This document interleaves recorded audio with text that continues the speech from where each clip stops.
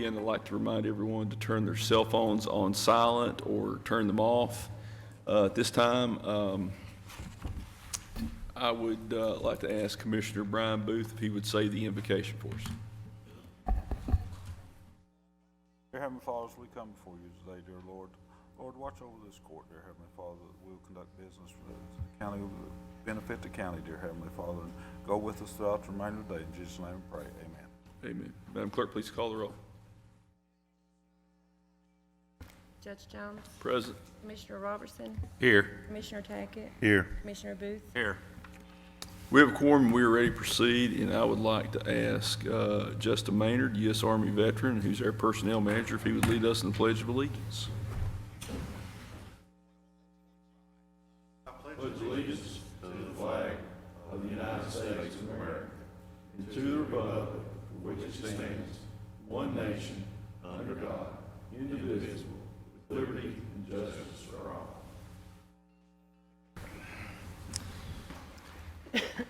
Next item on the agenda is the approval of the minutes for the April 30th and May 4th, 2021 meetings of the Pike County Fiscal Court. Is there a motion to approve? Motion. Motion by Commissioner Tackett. Is there a second? Second. We have a second by Commissioner Robertson. Is there any other question or discussion? Seeing none, Madam Clerk, please call the roll. Commissioner Robertson? Yes. Commissioner Tackett? Yes. Commissioner Booth? Yes. Judge Jones? Yes. We have a special guest who's a longtime friend of mine, is Mr. Gary Cox from Cox Aviation. Gary, would you come on up and you can have a seat up here and make yourself at home, and I'll do a little bit of an introduction. Gary is a friend of mine, and he is also an aviator, and he runs the airport in Martin County. What we call the FBO, the fixed based operator service that's there, which is sort of the gas station component of running an airport. And but I guess a couple years ago, Gary got the idea of trying to. He had people coming in, and they were flying in, and they were wanting to do elk tours. They were wanting to do ATV rides. So there have been two articles that have been published. There was one published in the News Express and its sister publications back on October 30th. It was titled "Big Sandy Backroads Brings Adventure Tourism to Regional Airport." And then there's another article. We've got copies of those in the members packet. I went ahead and took the liberty of getting everything. You pass those brochures out, and if you want to pass one back through the crowd, and that way, and before we go any further, the governor has changed the mask, and CDC has changed the guidance on the mask. If you've been vaccinated for more than 14 days after the second dose or the final dose, then you do not have to wear a mask. Otherwise, I think the mask mandate would still apply. So I would just point that out. But Gary, while we're letting the members look at that, why don't you just tell us a little bit about what you've been doing and what your experience has been and so forth. Thank you, Ray. Judge Jones, I appreciate the opportunity to speak to you guys. And like I was telling Ray a few moments ago, I feel a little bit awkward because I haven't really talked to a lot of people about this. I've been trying to generate some publicity, but basically the rides that I've been doing is mostly research to see if I'm right in my ideal.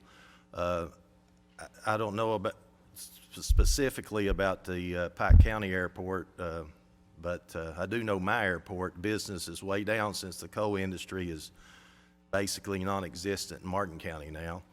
And you know, the way you make money of an airport is you draw people in to buy gas and you sell them hangar space. So we've lost airplanes, and my avgas sales are up, but you don't make a living on avgas. There's not enough volume. You make your living on jet fuel, and the people that flew in here for the coal industry, they flew jets, they flew helicopters, and I, like Ray said, I'm a gas station to those guys. That's how I make my living. I actually pay rent to be there. And if I hadn't turned old enough to draw Social Security and my minor's pension, I wouldn't be there now, because I'm basically running the airport as a hobby. I'm 66 years old, and I love doing what I do. I love running the airport. I love meeting people from all over the United States. Ray can tell you there at Pikeville, you just have no idea who's going to drop in the next day, and that's their first impression of Eastern Kentucky when they do for the first time. Now, we have a restaurant on the field at Big Sandy. I built that myself 18 years ago, and I built it thinking that the prison out back would be a lot of our business. It turned out the prisoners, the people that work at the federal penitentiary there, they only get 30 minutes for lunch, so they rarely ever come out and eat with us unless they're doing special training and stuff. But the community, Prestonsburg, Salyersville, Paintsville, Inez, even we have a lot of folks from Pike County that drive up to eat. It's unusual to be out in the country on top of a mountain eating a meal and seeing elk, watching airplanes come in. You can eat at Long John Silver's anywhere in the United States, but you can't eat at Cloud 9 unless you come to Big Sandy Airport. And so I've realized that our airports are unique and special because they are on top of a mountain.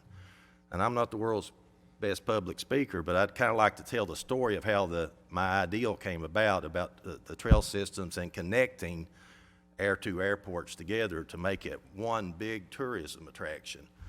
And the side-by-side tours that I'm doing right now, it's basically not to make money. I'm old enough and secure enough that I don't really need to have another job. I'm doing this to prove that my grandchildren will have a fine place to live the rest of their lives here in Eastern Kentucky with tourism. But hopefully that can be the thing that replaces our coal industry. It can't make the dollars in the beginning that our coal industry did, but it can change things for us, I really believe. Only a year ago, Ray, not 2 years ago, I was, the COVID hit and the business went to zero at the airport. Nobody was traveling. There was nowhere to go. And my other passion's golfing, and you couldn't golf because they had the golf courses closed.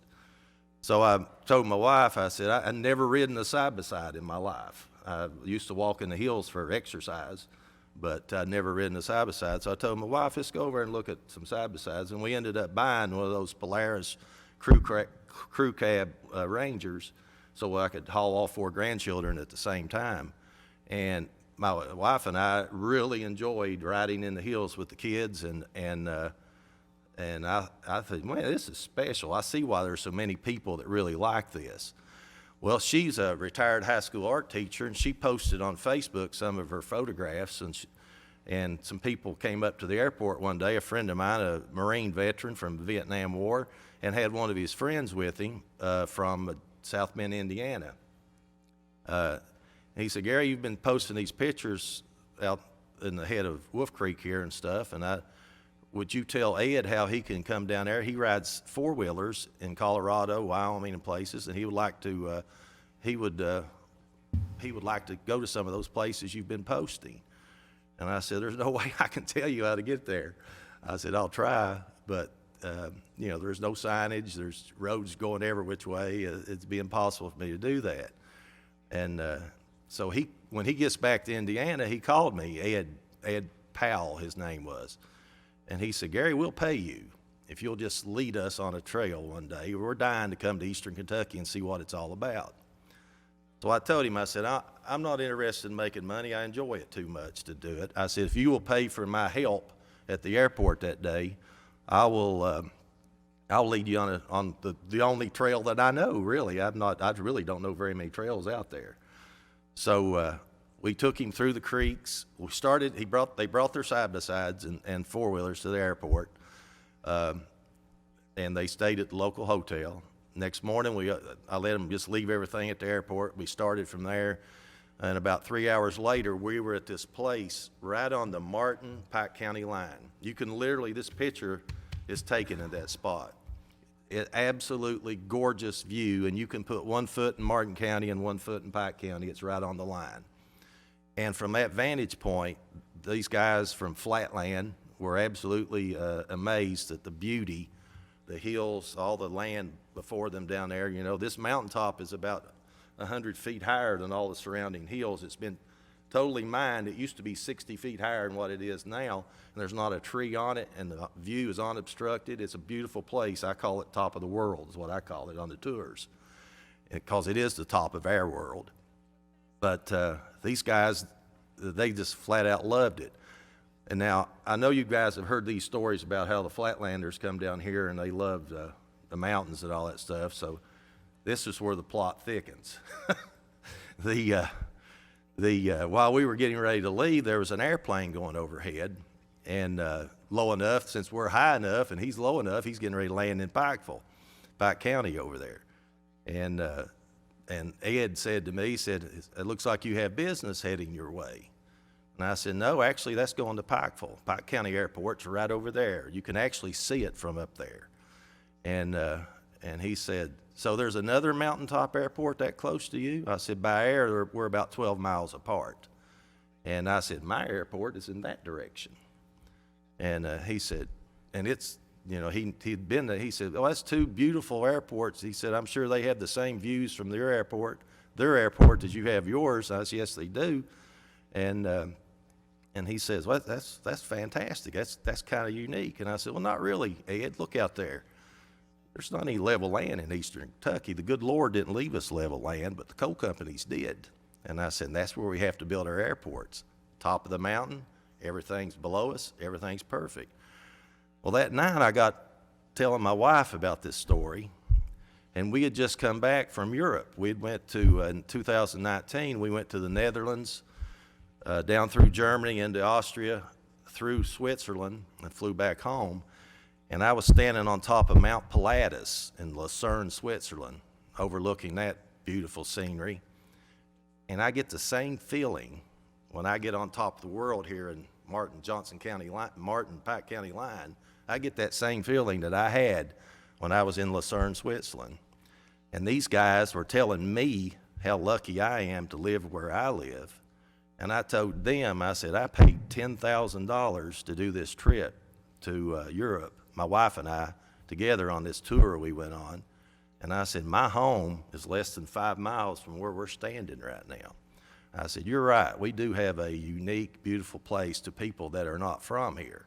So that's what gave me the ideal that these people flying into the airport from, you know, we get people from Columbus, Indianapolis, Cincinnati, Louisville. They fly into the airport to eat at the restaurant because Ray will tell you, people in aviation, they call it the $100 hamburger.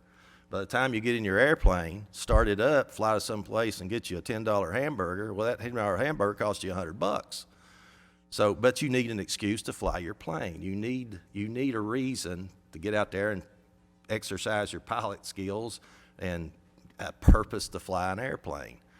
So I thought, I'm sure these people that come to this airport would enjoy seeing what I'm seeing out there on a regular basis now. So I had my daughter make those brochures I gave you, and I started. The only advertising I've ever done is on Facebook, Kentucky Pilot's Facebook page, and those brochures. Just hand them to people that I think might be interested.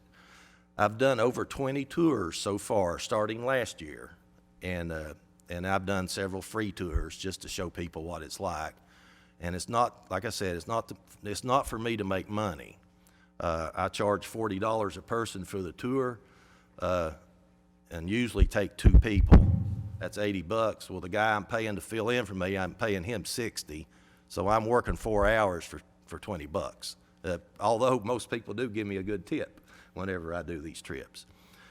But that is what I'm doing. And when you stand there and you look at our airport and you look at your airport, and you see the infrastructure between them. Here's all these trails. You can literally see trails halfway to each direction. And in that brochure, you'll see a picture of about 12 side-by-sides sitting at our restaurant on a Saturday All 12 of those people came from the Pike County Airport. I talked to them. When I climbed on top of the roof of the airport and took that picture, all 12 of those side-by-sides started their trip from the Pike County Airport, and they rode all the way through those areas, come up there and ate, and rode back. They told me that was about a 120-mile trip to do that entire trip. So that's the reason why I started doing the tours, thinking that tourism industry, if we could develop a system, and I didn't even know until last night that Pike County's already working on that. See, I'm not in tune to the side-by-side stuff going on. I didn't even know you guys were already working. The more the merrier. I mean, I'm not trying to step on anybody's toes, trying to push my trail over someone else's. What I'm trying to do is, it's unique to think that if we developed a trail from Big Sandy Airport to Pike County Airport, first thing we already have water, we already have available space for cabins to be built that are just like at my airport. There's a lot of places behind the hangars that stick out over the hill in the woodlands that the airport property is already part of airport property, already has accessibility, already has water nearby, and phones and everything else, but it can't be used for aviation. It could only be used for cabins. Our airports, people pay a land agreement to build hangars there. They could pay a land agreement to both airports to build cabins. Private industry, I would build a couple of cabins myself, and I'm sure I could get other people to build them. Could build some cabins at these two airports. Then you go out here and advertise to the aviation community. It wouldn't be anything for someone to set foot at Pike County Airport from Cleveland, Ohio. That's an hour and a half flight in a small airplane. Charlotte, unlimited. Philadelphia, Washington, D.C. People would come in here. They would spend their money. They would stay a couple days. Somebody could rent them side-by-sides. We could have the trail system mapped out with GPS and signage. I'm not wanting to tour people around, but I would like to be able to have a ramp full of airplanes. I would like to be able to sell them all gas. I would like to be able to rent them a cabin. I would like for them to eat at my daughter's restaurant. You see, it's an endless thing. And another thing about Eastern Kentucky, a lot of our opportunities for tourism, we've destroyed them with some of the places that don't keep their places clean and stuff like that. When you see the garbage dumps in some of our roads, you can't have tourism with that. Nobody wants to see that. When you're out there in the hills, you don't see that. This land has been disturbed by the coal industry, been totally reformed. Some of these creeks, like when I do these tours, I tell the people that the first thing I do when we leave the airport is I have to drive about 12 minutes until I get to where I start on the dirt roads. And I tell them I stop at a cemetery up there, and most of the cemeteries back in the mountains here in Eastern Kentucky, they have sheds. And the first person asked me, said, "Well, what's the campground for with the cemetery?" and some people from Dayton, Ohio, and I said, "Well, I'll give you," and I include that in my tour now. You'll see it on this paper. I said, "What? My family, I'm a lifelong resident of Eastern Kentucky." I said, they had what they called the August meeting. And I said, when you're born and raised in Eastern Kentucky, you have a strong commitment to the land. I said, people left here in the 50s and 60s before the coal industry and went to, Columbus, Ohio and Cincinnati and places like that and got employment. But when they died, they always want to be buried where their ancestors were. And I said, my Cherokee 6 airplane was kind of famous for that. It's got a door where you can raise up in the back and slide a casket in there, and people used to fly people back home to be buried in Cherokee 6s, and that's the kind of airplane I have. But and I explained to them the reason why these sheds are here, people would have their family reunion here. They would explain to their children or grandchildren about their grandfathers, their great-grandfathers, and I said, on this tour we're going to be on today, we're going to see 3 or 4 more cemeteries out here in the woods with sheds. And someone at some time during the year will have a gathering there, and they'll celebrate their ancestors which I think that is wonderful. And then I take them over the hill to where the railroad comes up Wolf Creek. Now, I was in Martin County in 1960. I was born in 55, but in 1964, President Johnson came to Martin County. We were ground zero on the war on poverty in 1964. That was the first major piece of legislation that President Johnson ever got passed through Congress. And the reason why he chose Martin County, there's a great documentary I tell the people that I take the tours to. You go pull it up on YouTube. There's a great documentary in there on this. And President Johnson wanted to prove to Congress that it wasn't just black people in America that were poor. There were poor white people too. And Martin County had the highest unemployment rate in the nation. It had the highest per capita income, lowest per capita income in the entire state of Kentucky. And poverty was, I remember it. Now, my dad always had a job, and I was probably one of the more fortunate ones in my class at Warfield Grade School, Warfield Middle School, Warfield High School. I lived right in town. But I remember that to this day. And I also tell them that the government didn't bring us out of poverty in Martin County. The capitalism did. And that railroad that came up Wolf Creek brought 2,000 mining jobs with it. And we went from being the poorest, we ended up being the third highest per capita income. And that's in that paper that I have printed in the Courier Journal. That was what will happen to Martin County when the coal's gone. Well, the coal's gone. But I explained to the people that on these tours that, Eastern Kentucky, our first major industry was hardwood timber. People used to harvest the logs, drag them to the creeks. When the spring floods come, they'd float them down the river, take them to Catlettsburg, Kentucky. Then came the gas industry was in here drilling gas wells. There's gas wells all over Eastern Kentucky. And then the coal industry came. And the coal industry is, made millions and millions of dollars here in Eastern Kentucky and provided many jobs. But all of those industries were depletable industries, and all of them were industries that started out, we were taxing the raw material, and they were moving to other parts of the United States, being taxed at a higher rates, and other people actually benefited by these resources more than we did. But the mountains can't be taken from us. Our mountains are here, and they're not going anywhere.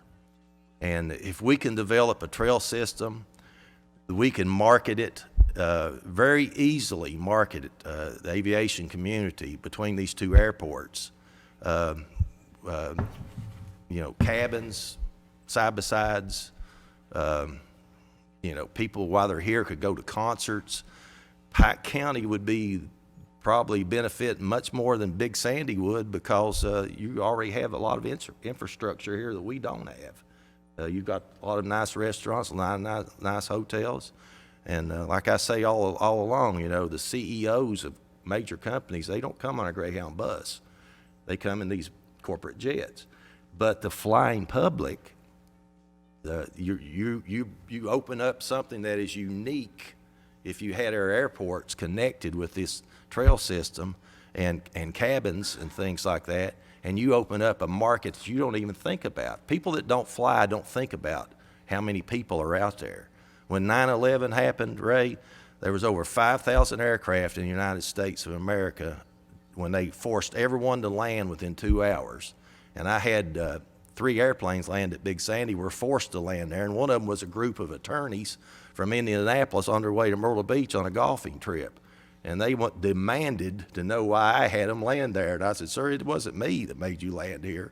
And then we all calmed down when we sat there and watched those buildings fall together. But the aviation community, this would be big stuff. If I wasn't, you can tell I'm pretty excited about it. If I wasn't committed and think that I'm right about it, I wouldn't be wasting your time here today or mine. So let me just, the reason I wanted Gary to come over is I got to know Gary real well when I was state senator representing Martin County. I'll never forget what he said to me. He just said, you know, CEOs don't travel by Greyhound, they travel by airplane. And when you go over to Big Sandy Airport and you just walk down the hallway back to the conference room, and the pictures of the airplanes and the people that have come into Big Sandy, it's really phenomenal to see how many people have come to Eastern Kentucky for business or for hunting and things like that. I think President Trump's son was even 3 times. Donald I shook Trump hands Jr. with him 3 times. Donald Trump Jr. has been to Martin County elk hunting 3 times. And a mutual friend of ours, I think Todd Case, even flew him back to I'm not sure if it's New York or Washington or wherever. Teterboro, New Jersey. So, you know, this is a lot more than about airplanes. And you know, I don't bass fish. I don't have a boat. There's things I don't have, but, you know, I bought an airplane for my law practice. And, you know, Kevin and I have traveled all over the eastern United States for depositions and things like that for work. And they're time machines. It's, you know, by the time I can drive to Lexington or Cincinnati or somewhere and catch a commercial flight, you know, I'm somewhere I'm pretty far down the road, so to speak. But how many people from how many different states have you had come in for these side-by-side tours? Right now, I've had mostly Ohio, Indiana, and Western Kentucky. I've had maybe 5 or 6 tours from Western Kentucky: Bowling Green, Louisville, Indianapolis, Dayton, Columbus. And it's not been advertised. No. I'm actually, to be honest with you, it hurts my golf game. When I advertised it last year, I had so many calls, I had to turn people down, and then I shut it down for the winter time. And then I had hip replacement here recently, so I've been sidelined. And I'm just now really starting to come back and do them, and I'm going to put it on Facebook here and these brochures. But I've got some people from Tennessee that's wanting to bring 2 airplanes and come, and you see, I can't handle but 4 people at one time. And they wanted to bring, and I told them I'd get someone to go with us. They did. So here's where I think this comes in. We're in the process. We've got 1 lease on a large tract. We're in the process of buying it's going to be about a 2,600 acre tract that's either going to be donated or part of it purchased from AEP Kentucky Coal that we envision using as a trailhead. We've already got an engineering firm on retainer. They're working to help map it. We've got a great group of volunteers, and the trail committee's meeting weekly. Now, it's a big project, and it's a little bit different than what happened in West Virginia. You've got a lot more property owners. It's not being funded by the state. We're having to do this locally. And, you know, you and I were talking before the meeting, and here's the way I put this to people. The jobs that we've lost, you worked in the coal industry, my grandfather worked in the coal industry, my mom's brother worked in the coal industry. A lot of my friends I grew up with either worked in the mines or something affiliated with coal. A lot of those jobs have gone. And the scary thing is not just that we've lost the jobs, but it's the short time period over which the job loss has occurred that we've not been able to make an adjustment in the economy to put people back to work with comparable wages and comparable benefits. You've got people who have been displaced from industrial jobs with good pay, good benefits, to lower paying jobs in service industry, retail, or they've had to move their families. The equivalent job loss that we've had would be something like Toyota shutting down in central Kentucky, 9,000 jobs. We've lost that many or more in the coal industry. And just to put it in perspective, that's really what we're talking about. We've lost our Toyota, which was a coal industry. And, you know, a lot of people felt that the trajectory for Eastern Kentucky would continue up. In 1980, Pike County had roughly 81,000 people. And I don't know who brought this paper. It was put on my desk after I became county judge, and I've kept it. And I pull it out, and Jeannie will tell you I pull this out periodically because it shows this article is proof of what happens when leaders rest on their laurels, they don't plan, they don't prepare, they don't try to control their destiny.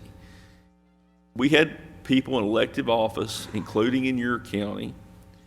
I dealt with that when I was state senator. We had people that thought the coal would never end. We had people who thought that it would just go on, the coal severance tax. You know, we had here in this county in 2012, we collected almost $12.4 million in coal and mineral severance, and last year we collected $1.1 million.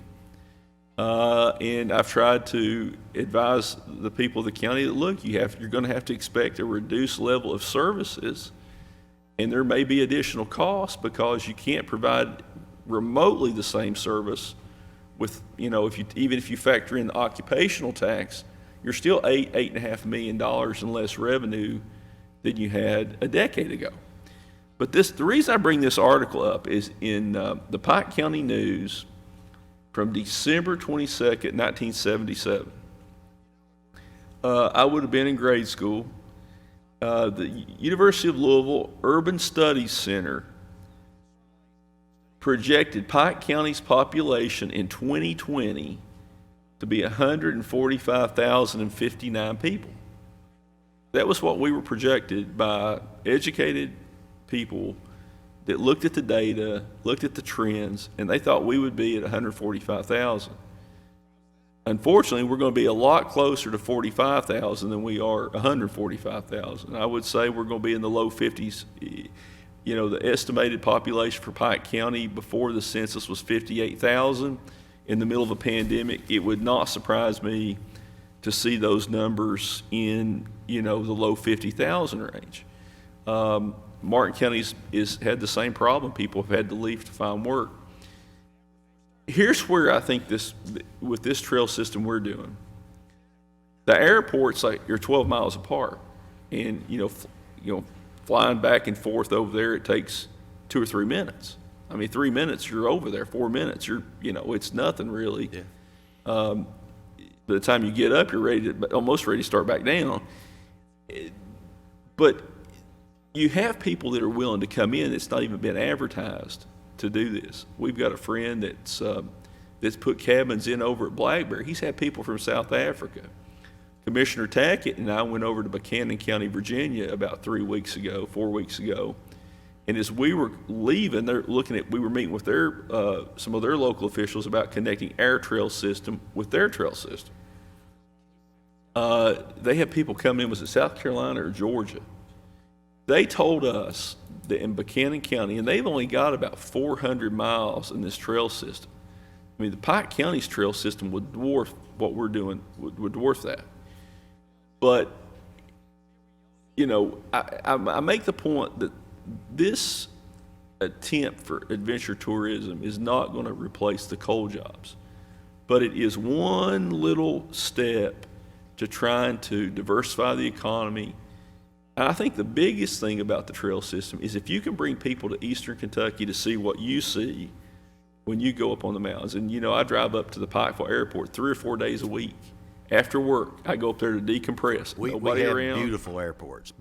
And, as state senator, I committed coal severance tax money to your airport, and I think you would, and I committed money to the airport at Pikeville. And here's why.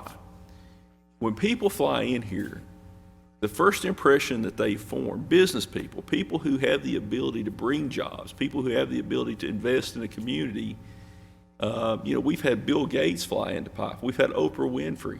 Those kind of people with that kind of wealth, when they fly in, the first impression is when they get off that airplane, what do they see? When they go in the terminal, what's their experience? We have to open up eastern Kentucky to the rest of the world. We don't have interstates. We should have had I-66 should have been built. Maybe with this infrastructure money that Congress is talking about, we can get that back on track. But you have to open people's eyes to eastern Kentucky. And you're doing that. you're having people coming in from outside the region. When we went to Buchanan County, they've had people from 49 of the 50 states. Like I said, we've got a friend that has cabins on Blackberry Creek that's had people from South Africa. If we can open up the region, there are going to be some entrepreneurs that can make some money with this. It'll help our hotel industry, it'll help our food and beverage industry. The hospitality industry will benefit. But who really benefits will be the people of the region, because we never know what opportunity that may bring with somebody who's willing to make an investment here. That's true. Yeah. Last week, I had a phone call from a reporter at the Herald Leader after we received an open records request that went to all the county judges, wanting to know if we've done anything to take advantage of opportunity zones that came out of the 2017 tax bill. Not the first person's ever mentioned that to me since I've been county judge, and I suspect the commissioners have never heard of it. You know, there are some things that have been done, but, you know, just because Congress passes something, when you don't have people pushing to implement it or take advantage of it in rural areas like eastern Kentucky, it shows you that if we're going to do something, we're going to have to do it from within. We can't rely on people in Washington. We can't rely on Frankfurt to do this. But, you know, when you have people coming into Big Sandy that can get on a side-by-side, or they can leave Pike on a side-by-side and go over to Cloud 9, those are the kind of pieces of this trail system that we need to put together. And, you know, we would like to work with the board at the airport, but more importantly with the fiscal court. I know Roger Priest, I know your judge executive, I know several of your magistrates. You know, as we get a little bit farther down the road, we want to reach out to Martin County, because, you know, the bigger the trail system you have, Yeah. the more people you can bring in. Variety. One of the problems that they told us they've had over in Buchanan County is that they don't have enough miles, and people are sort of, you know, once you've done it a couple times, they're wanting to link with us because they realize they can bring people in to their campgrounds and to Grundy, and, you know, it's going to help their businesses. But Commissioner Tackett is chair of the Trail Committee. Commissioner Robertson's on the Trail Committee. And we would like to come over and take a look at what's going on. We need to start looking and maybe getting our Trail Committee. You know, I know the chairman of the airport board pretty well here. You know, there's nothing that would keep us in the short term, until we can get this larger trail established, to go ahead and try to work together to put a 12-mile segment in, because, you know, that would be and we could start marketing that pretty quickly. You know, you could fly into one airport, get on a side-by-side, go to the other.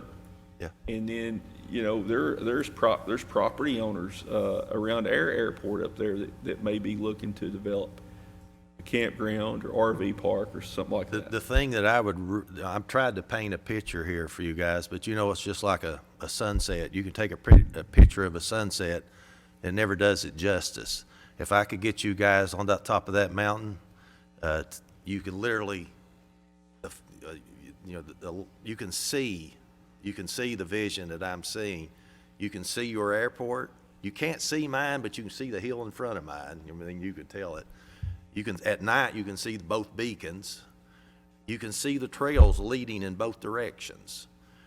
I've done a few Facebook posts about seeing people with side-by-sides going through Martin County on their way to Hatfield-McCoy Trail System.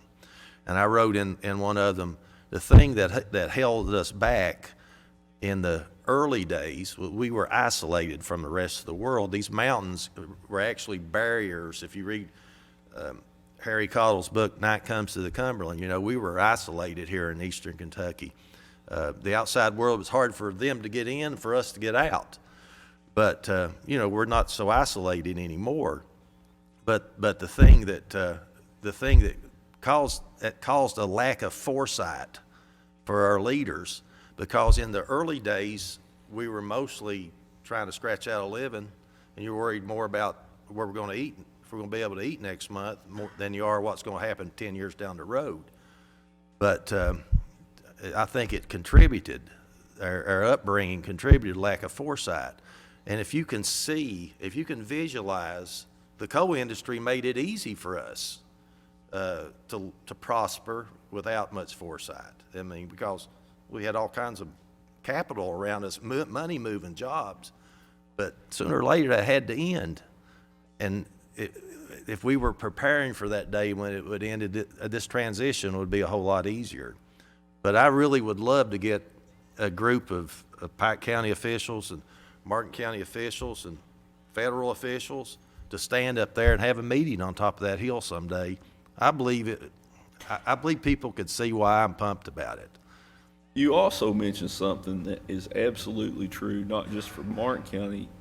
We've been working to clean up illegal dumps and littering. Because, you know, in most of the mountains, we have had issues with some of the areas where people ride, with people dumping garbage. We've probably charged 400 to 500 people with dumping and littering in the last 2.5 years. It's shameful. It is. And I'll use that word. It's shameful that someone would care so little about their community and about their friends and neighbors and their families that they would do that. It's something we need to work on together to try to change the culture.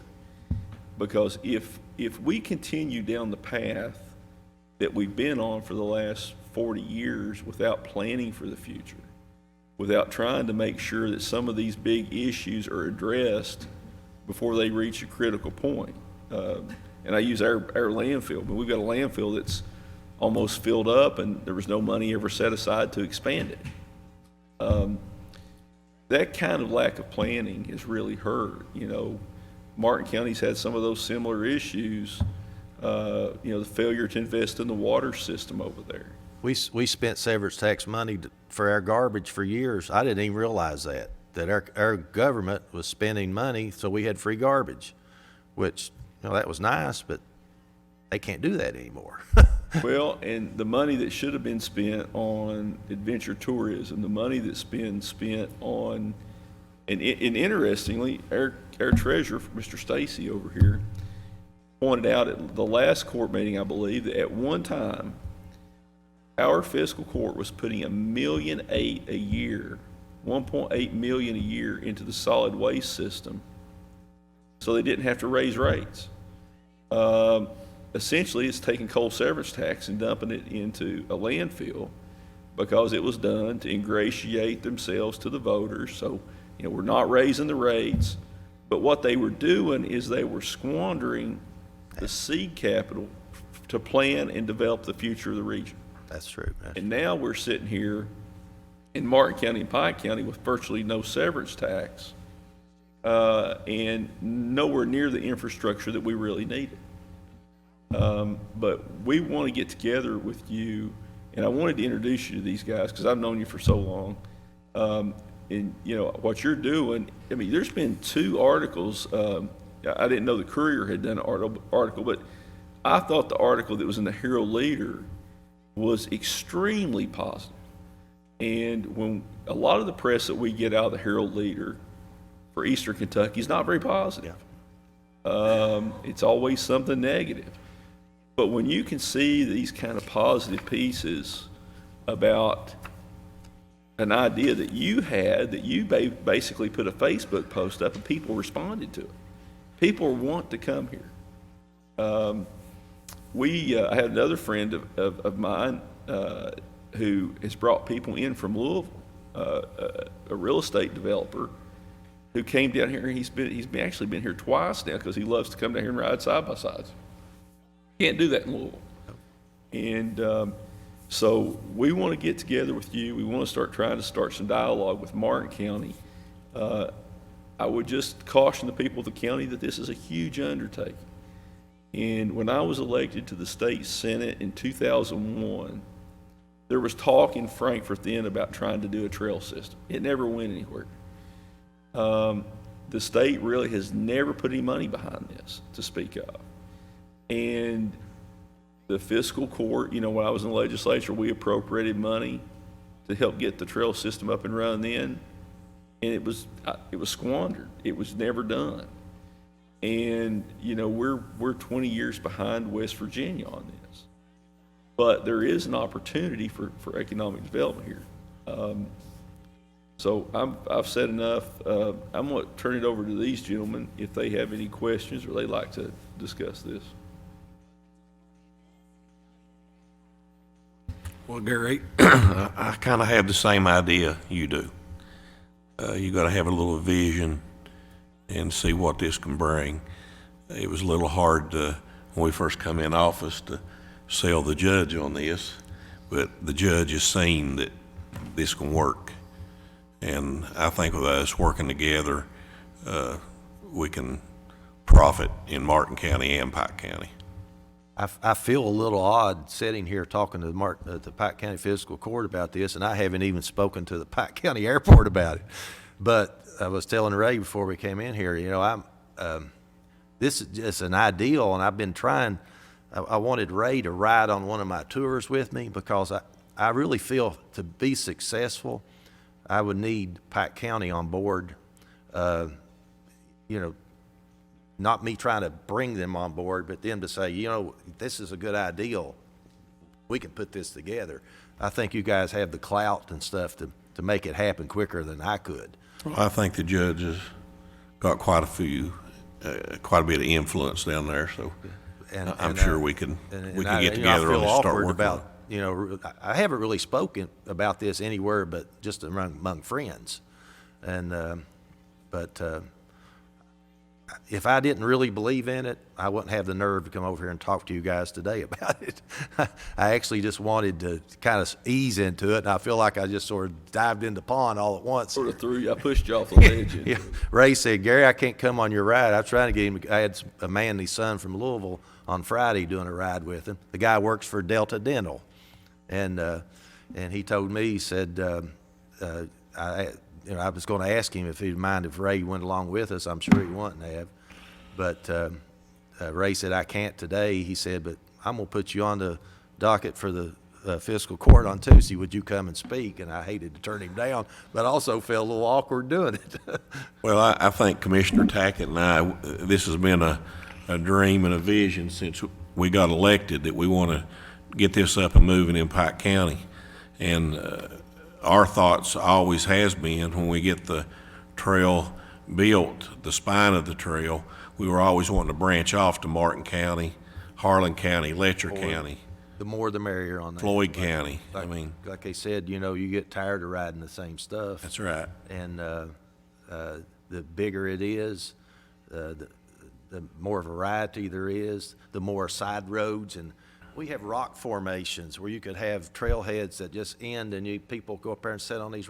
I walked up there this past winter on a ride just to sit on top of a rock cliff. It's actually in Pike County, and there's no greater peace than that. It's like being on a houseboat in Lake Cumberland.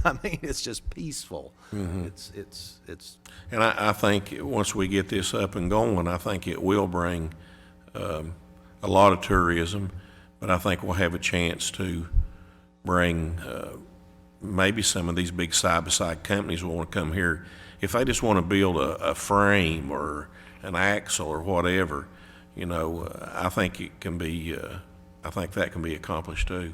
I agree. Gary, we've had people say, I put a post up just on Facebook. I just wanted to see what people were thinking. And I really don't post much on Facebook because, if you post something positive, 10 people will be positive and 10 people will be negative about it. A lot of people were like, yeah, we need a trail system. The vast majority of people were supportive, and others were like, well, we need jobs like manufacturing jobs, industrial jobs. My vision is that it's not mutually exclusive. You're not just going to do one or the other. But it goes back to what I said. If you've got people that will get in an airplane and fly to Big Sandy Regional Airport to go ride it side by side, that tells you that there's a reason people want to come here. And the more people we can bring here from outside the region, the greater the opportunity for some type of development to be, to come from that. We've had a lot of successful people in Eastern Kentucky. We've had a lot of people that have gotten filthy rich in the coal industry. They filled their pockets and they've left. They've gone, other places and bought horse farms or whatever. We've got people that have been successful in business. Corporate America. Have they come back here and tried to help this community or this region? By and large, no. You've got some entrepreneurs that have done extremely well that have tried to help, but it's not been a tremendous number. You've got people like Leonard Lawson that, built a cancer center. You've got, the Kinsers that built a dorm at Pikeville, at the University of Pikeville. You've got people who are from Eastern Kentucky that have tried to help, but there's a lot of them that haven't. And there's nothing that says that we can't bring outside investment into this region. I think we can, but we have to overcome the stigma of Eastern Kentucky. About 5 or 6 years ago, I met with Dave Atkinson, who was, I guess, the president or executive director of the State Chamber of Commerce. I'm not sure what his title actually was, but Dave had been mayor of Owensboro, was in the Chamber of Commerce, and Dave and I, sparred a lot over issues when I was in the Senate. I mean, I didn't vote with the Chamber of Commerce on a lot of occasions because I thought their interest was more on the corporate side than it was on the worker side. But I asked him to see if he could get some business executives to come down and look at the Kentucky Enterprise Industrial site, which is the city of Pikeville's industrial site. I met with them, then the city manager, and we had officials from a company called Murakami that makes mirror assemblies for different auto manufacturers. And another company called Akibono that makes brake pads. If you go to an auto parts store and you buy brake pads, there's a chance that that's who makes them. Both of those companies have plants in central Kentucky. We wanted to look at the industrial side, and I wanted to talk to them and say, when you're looking to build a plant somewhere, what are you looking at? Is it labor force? Is it labor cost? And both of them said the same thing. It's transportation cost. Because when you build a plant, from then on, it's the cost of raw materials in, finished product out. But the one thing I really took out of this, neither one of these people had ever been to Eastern Kentucky. They said that when they got to Pikeville, they were shocked at what they found. The retail, the medical community, the educational community. It really is a hidden gem, what we have in Eastern Kentucky. And we have to work on a regional basis. It can't just be Martin County or Floyd County. It has to be regional. It has to be a regional approach to try to create jobs. And I think this is a piece of the puzzle. And we're going to try to put something together where we can haul some side-by-sides over there. We'd like to see what opportunities there are. I would love that opportunity. I really would. Because once we got this up, I mean, you could advertise this in all kinds of aviation forms because, the PA-32 form, I don't know if you follow that on Facebook. Yeah. There was a group that has Piper Saratoga, Piper Lance, Cherokee 6 aircraft. There's a Facebook page. Well, they had a fly-in Olive Branch, Mississippi. I had planes stop at my airport going there. People stopped at Pikeville going there. So you're bringing people, those kind of people will come to those kind of events. Piper even set up a thing there, and they had an overflow crowd of PA-32s. So here's something you could do, and you could do it quick. You could market something like this for that forum. You could have a whole bunch of people flying in from around the country. You fly in, you could, for a day of side-by-side tours and elk viewing or something like that. Could that be done? It could be done. Oh, absolutely. Easily. And it would have the impact we're talking about of bringing outside money into the region.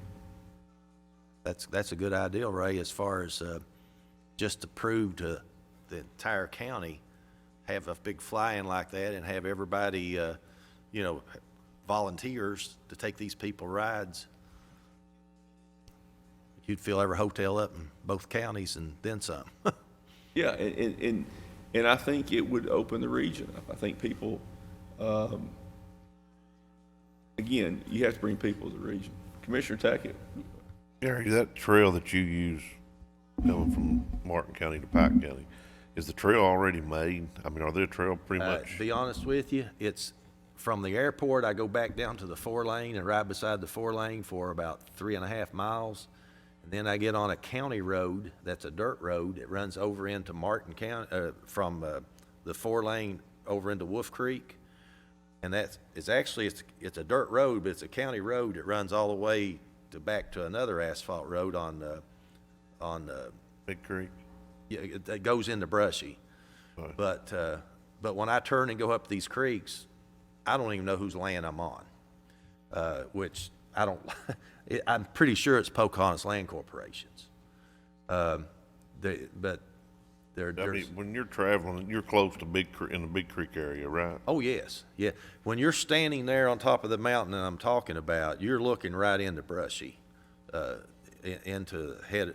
You know where Meat House and Brushy come together there in Martin County and Pike County line? You're within 2 miles of that. And actually, the guys that come from Pike County to the restaurant and eat just about every Saturday, they're going to take me all the way back to Pike County. I don't know how to do it. I've got lost one time trying to find my way over this way. Maybe in a couple of weeks, we might get Whitey over just to do the mapping and see where it, kind of get the But property owners. there's a dozen or more that come up there, and they know the route. And standing on top of the mountain, I can see the road that goes, and I followed it down back to the highway, the 2-lane road. There's a Miller's Creek maybe over there or something. What we could do, we've got GPS devices, so if you can set that up with these people, you know, we could have our mapping team meet them, Yeah, and we can map that in no time. yeah. Well, I've got an app on my phone. I don't really know how to use it though. I'm just getting into this side-by-side stuff, to be honest with you. I Last think we've year got was the quite a first few friends that travel over there. I think Jerry, Bill Van Hoos, Danny Hurt, a lot of them travel over. Oh, they come up the Martiki side a lot. My Yeah. Pike County people do. $1 Million Bridge, they call it. That's the old Martiki job. And when the article wasn't done on me in the Courier Journal, it was a 1981 article on Martin County about the war on poverty, and it was what's going to happen to Martin County when the coal was gone. And I still have that article. My neighbor gave it to me. He told me he wanted to show it to future generations. And it's a prophecy on what, you know, the mistakes we made on not preparing for this day. In my opinion, it is. And it's a good article. I actually posted it on Facebook. But I've taken so much of your time, I feel ashamed. I just had an email or a text message from somebody that worked in government. She is very well respected here in this county. She was very close to Congressman Rogers, different political party than I am, but somebody I have immense respect for. And she thinks she just sent me a message, this is a great idea. So, you know, we can do some things like this to start moving this forward. You know, literally when we're talking about the airports, the sky is the limit, because, I mean, if people can the world's a lot smaller place for people. And, you know, I'm not talking about people who are flying jets. I'm talking about people who have a $40,000 airplane that drive an old beat-up vehicle so they can put money in their airplane. They love to fly. Because they love to fly. I mean, you know, I'm the same way. You know, I would ride a bicycle if I could do that, if it meant I could get to fly. It's just something I grew up. I loved airplanes from the time I was big enough to walk. And a lot of people are that way. And there are a lot of people that will just get in an airplane and fly to London. There's a restaurant there, or fly up to Portsmouth and go to the little restaurant there. There's a lot of places like that.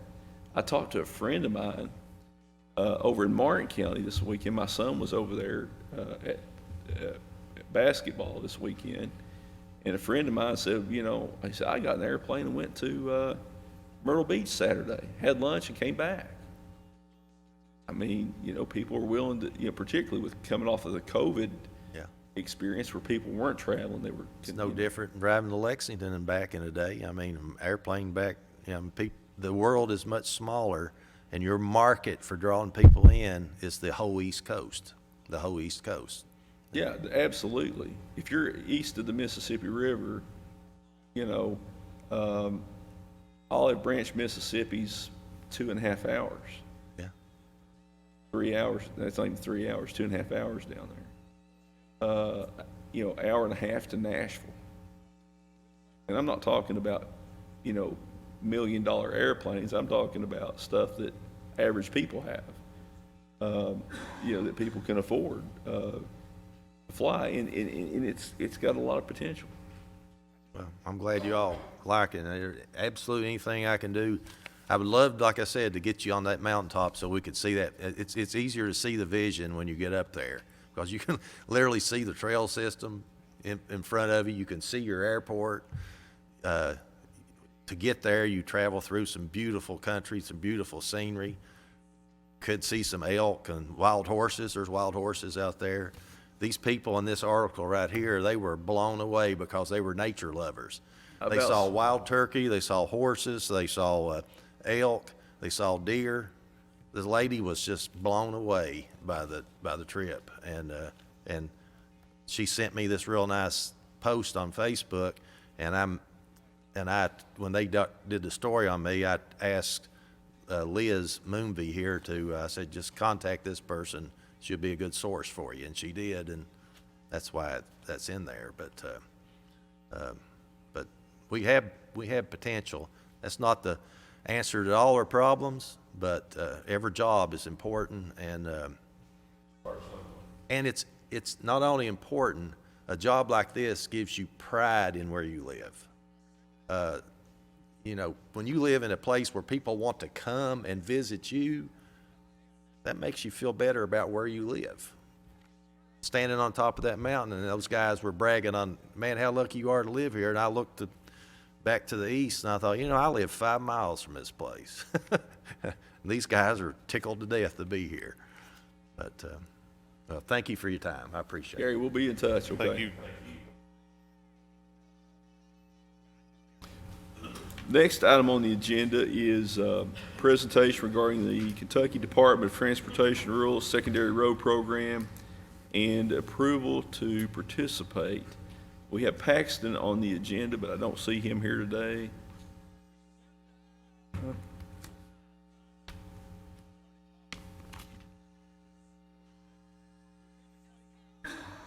Hello, gentlemen.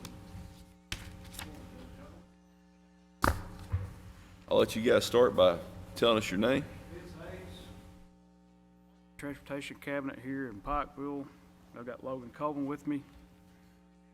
We're going to present the 2021-22 Rural Secondary Program here in Pike County. Vince, pull that mic close to you. That better? Yeah, make sure the green light's on. Yeah, he's Okay, got it you here. have to talk right into that microphone. Okay. Our total anticipated allotment for this year for all of Pike County is $3,380,922. Our maintenance of traffic for state road, we have 162.097 miles of rural secondary roads at an average cost of $6,282.60 per mile. We've been allotted $1,047,900 this year for that standard maintenance. We have county judge executive expenses this year, $2,584. Our flex funds, which is money that Pike County will be able to use, fiscal court can use for their roads, $377,297. And balance remaining for state projects is $1,953,141. And I have a list of our projects that we are recommending to the Rural Municipal Aid Department of Frankfort. I'll go through them here. We have patching on Feds Creek Road, that's Kentucky 366 from mile point 0 to 4.365. That's all the way at 1499 to the head at Jones Fork. Big Creek Road, that's Kentucky 468, various patching from mile point 7.36 to mile point 13.56. Turkey Creek Road, that's Kentucky 612, from mile point 0 to 8.636. Cowpen Road, various patching there as well. Kentucky 2061 from mile point 0 there at US 23 all the way up to Airport Road intersection. Ridgeline Road, some more patching there. Kentucky 3418 from mile point 0 to 10. That's from beginning to end.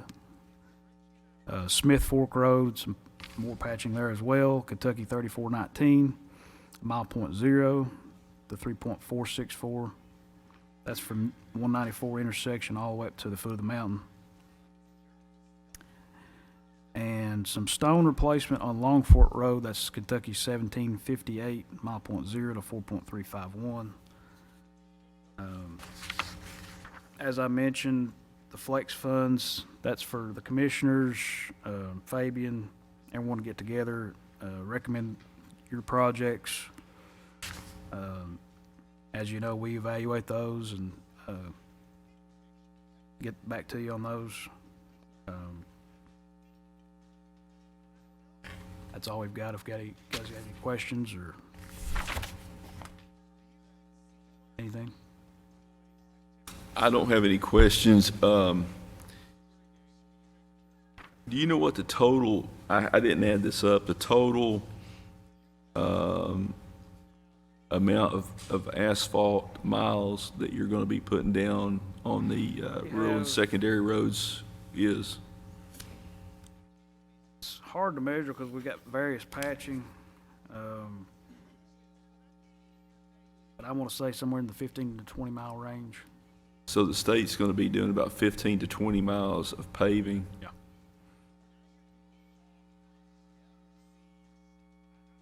You know how many miles of roads are in the rural secondary system? 162. So it's 162. Now, just so the public understands, rural and secondary roads exclude roads like US 460, US Right. 119. Those would be primary roads. US Anything 20. that you consider high ADT, average daily traffic counts, 23, 194, that would not be 460, 119, 632 from Kemper to Phelps. Those areas are primary roads. Okay. These are more of your rural roads, lower ADTs, lower traffic counts. What's the total state road miles in the county? Do you have any idea what that is? Not offhand. Odd. I'm just curious. All right. Are there any questions about the, And we'll be in contact with Fabian and if the commissioners, they got any questions or anything.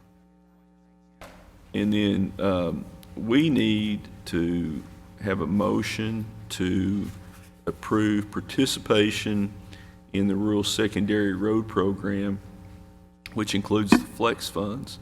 Is there a motion to approve participation in authorization to execute all necessary documents for participation in the rural secondary road program? Motion.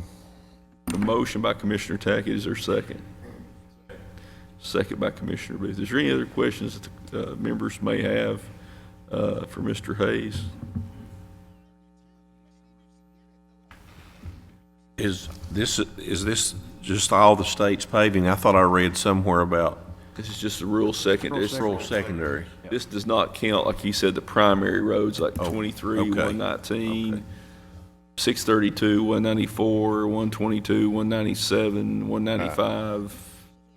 So like, Is Marbone, Elkhorn? Marbone and those Elkhorn, would be I mean, primary. Elkhorn Creek or Those Daisy are Creek. primaries. Those are primary Yeah. as well. Chloe Creek, those are primaries. These will be more like, well, like the roads that we have identified on there, like 468, 612, Cowpen, 2061. Little Okay. Branch, 2062, things like that. all right. So we have a motion and a second. Any other question or discussion? All right, seeing none, Madam Clerk, please call the roll. Commissioner Robertson, Yes. Commissioner Tackett. Yes. Commissioner Booth. Yes. Judge Jones. Yes. Gentlemen, thank you all very much, and appreciate all the help that the Highway Department gives the Road Department.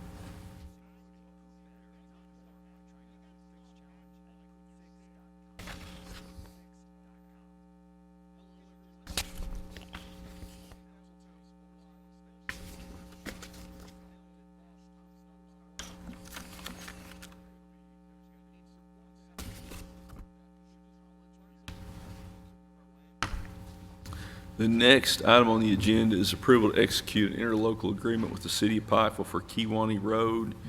I've had conversations with the city manager, the mayor. Colonel Downey has worked on this pretty hard. We think we have an agreement that accurately reflects the agreement that's been reached. Essentially, the city is in the process of removing that portion of Kewanee Road from the city road system since it doesn't serve any city residents. The county will begin the process, Mr. Little, of adopting that portion into the road system, the county road system.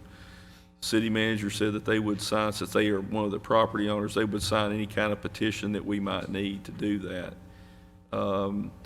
The city will submit the damage on the road to Kewanee Road, on Kewanee Road to FEMA. The city will reimburse the county a pro rata share of any FEMA reimbursement. I'm not sure that FEMA will cover it, given that the city's taken it out of the system. The county shall undertake the repair of the existing slide on the city section of Kewanee Road, and the city shall prorate reimbursement to the county 1/2 of the county's actual construction cost to repair the existing slide, up to a maximum sum of $25,000. The county shall submit to the city should be pro rata reimbursement. That's a typo. Roy, on that last. That's the city's language. Well, yeah, that's a typo. We need to. Okay, then we'll put it in there the way they want it then. Okay, for a pro rata reimbursement, invoice is received and accepted by the county for payment for the construction cost, and the city shall reimburse the county within 30 days. So, is there a motion to approve this interlocal agreement? Motion. We have a motion by Commissioner Robertson. Is there a second? Second. Second by Commissioner Booth. Any other question or discussion?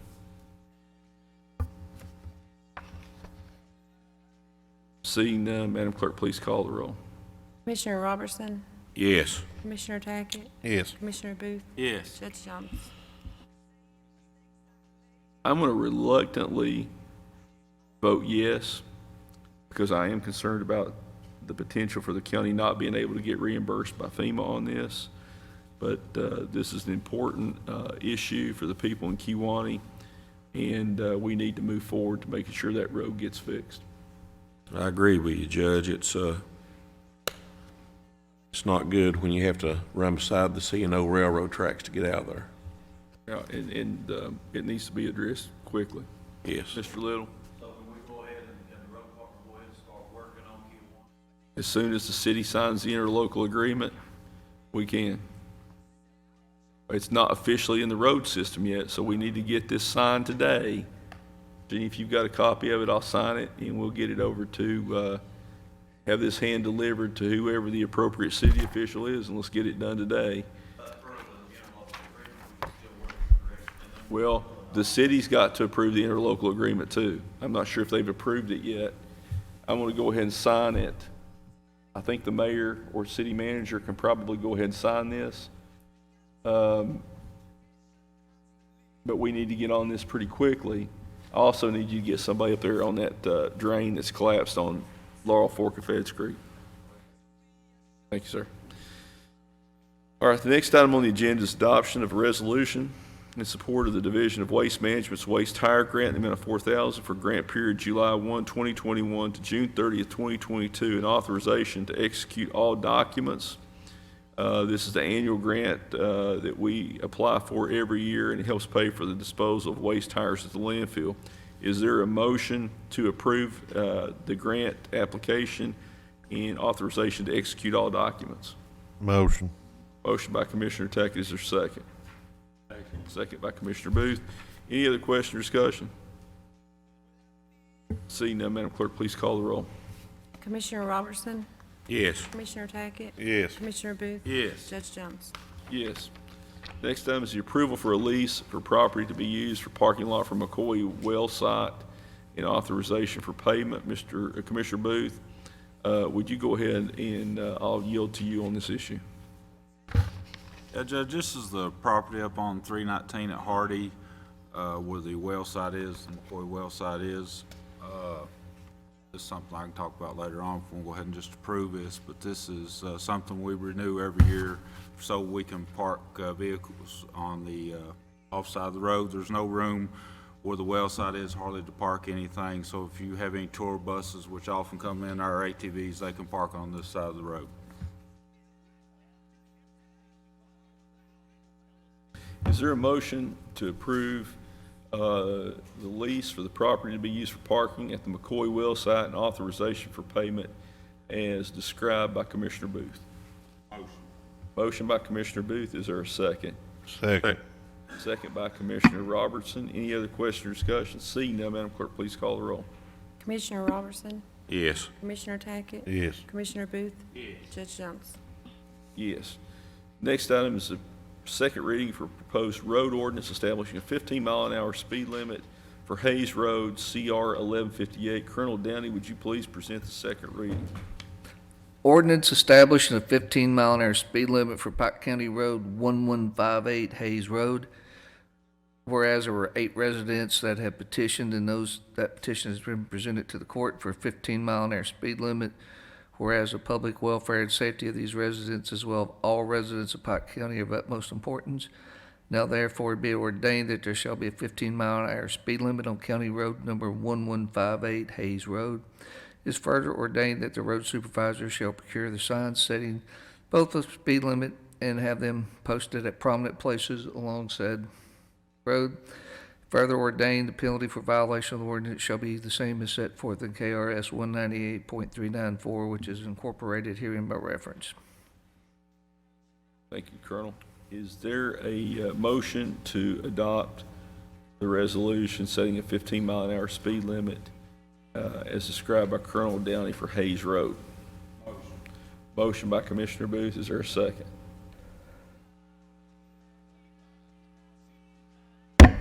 Second by Commissioner Robertson. Any other question or discussion? Seeing none, Madam Clerk, please call the roll. Commissioner Robertson. Yes. Commissioner Tackett. Yes. Commissioner Booth. Yes. Judge Jones. Yes. Colonel Downey, next item is the second reading of the 2021-2022 budget ordinance for the Pike County Fiscal Court. Colonel Downey, would you please present that by title only? Okay. This is our proposed budget. There are copies available for everybody in the courtroom that'd like to come and pick up one. There was also a public hearing on certain portions earlier this morning that the public had an opportunity to appear at. This is the proposed budget revenue for the Pike County Fiscal Court. It's all government funds, all departments for the fiscal year 2021 to 2022. Total expected revenues are $52,968,850 with matching expenses. Is there a motion to adopt the budget ordinance for 2021-2022 for the Pike County Fiscal Court? Motion. A motion by Commissioner Robertson. Is there a second? Second. Second by Commissioner Tackett. I do want to just speak briefly on this.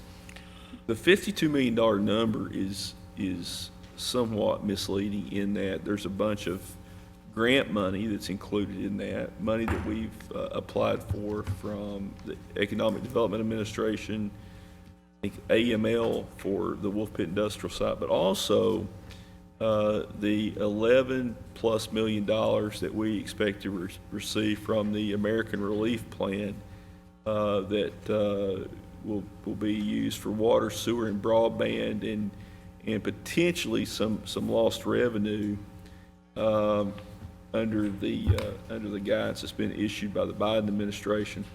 This bill, that source of funding will help us address some significant infrastructure needs for Mountain Water District.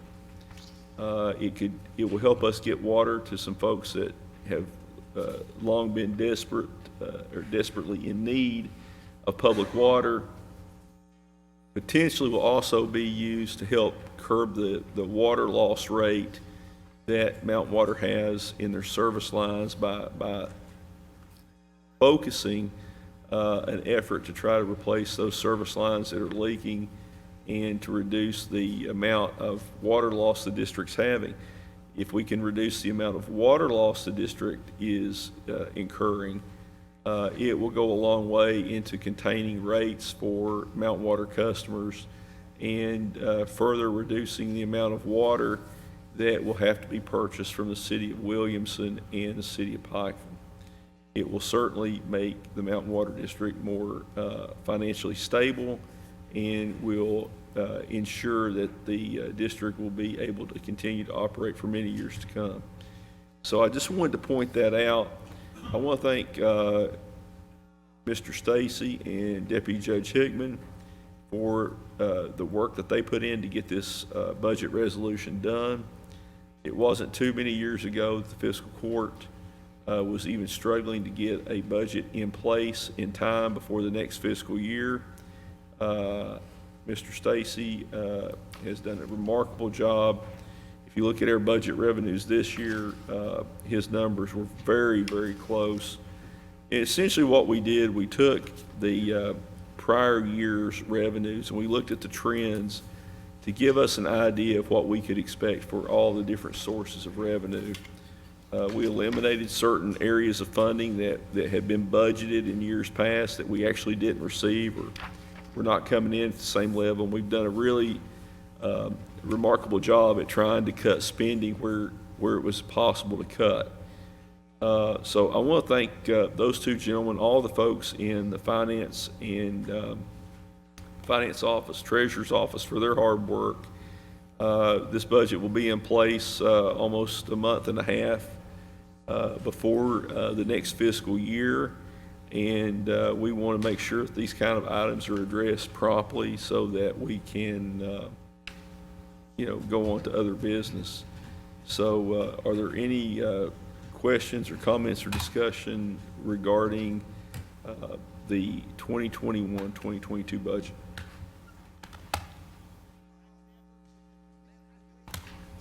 No, sir. So we have a motion by Commissioner Robertson, second by Commissioner Tackett. Madam Clerk, please call the roll. Commissioner Robertson, Yes. Commissioner Tackett, Yes. Commissioner Booth, Yes. Judge Jones. Yes. Next item, Mr. Fannin, anything, sir?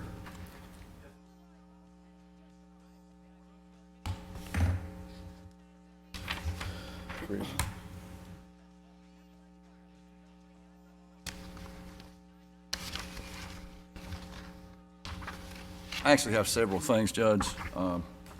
First of all, we had a bid opening on May 11th on bid number 21-2021 for one illegal dump cleanup for the March 2021 flood event. That location is on 292 West at Belfry, Kentucky. We received two bids. The first bid was from JMS. Their bid price was $17,387.50. We had a bid from Builder Construction. Their bid was $55,000.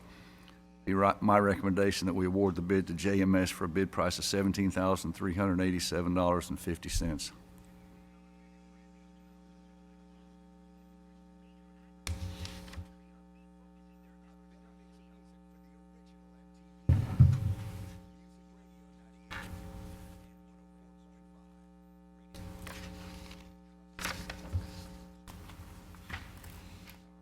All right, so we have bid 2021 for one illegal dump cleanup for the March 2021 flood event at 4332 State Highway 292 West at Belfry.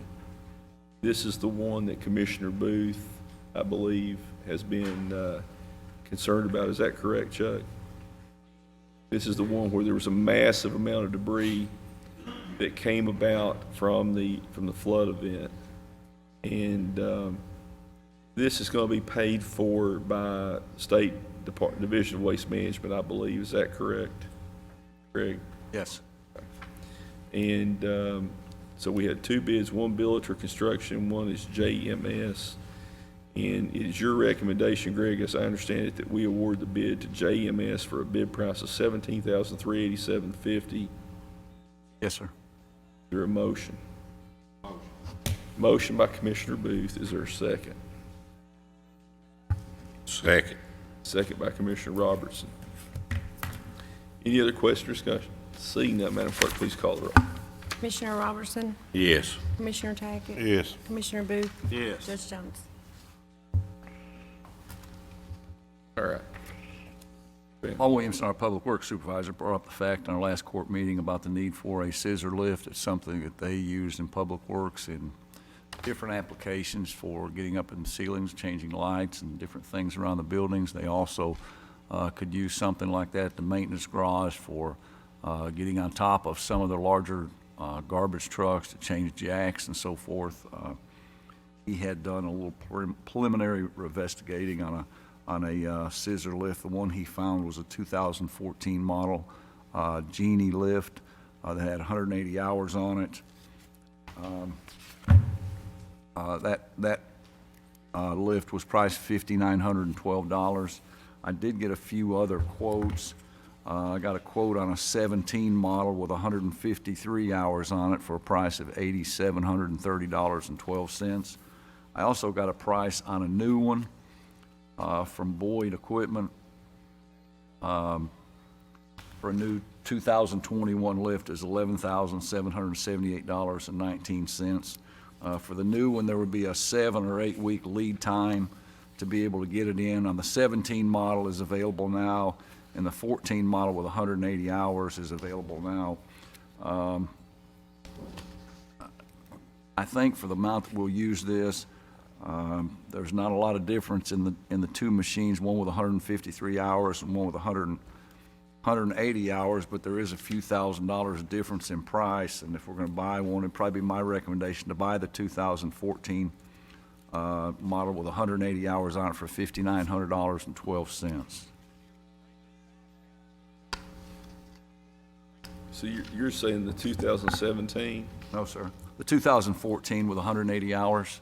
Okay. For a price of $5,900.12. How much, Paul, how much are we using these lifts?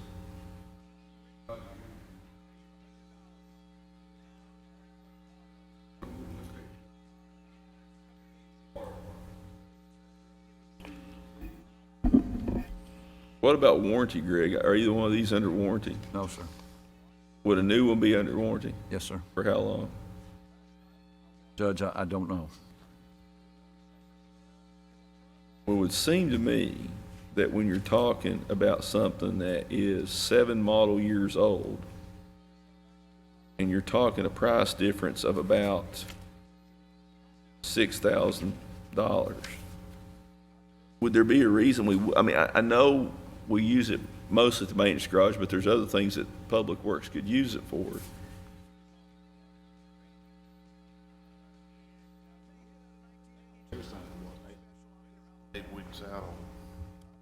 How long do we still have that one borrowed for, Paul?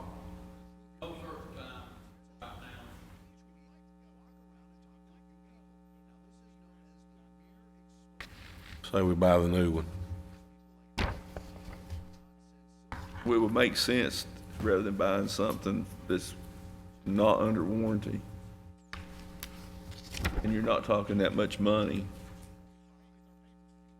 And the county's been burnt by buying used stuff in the past.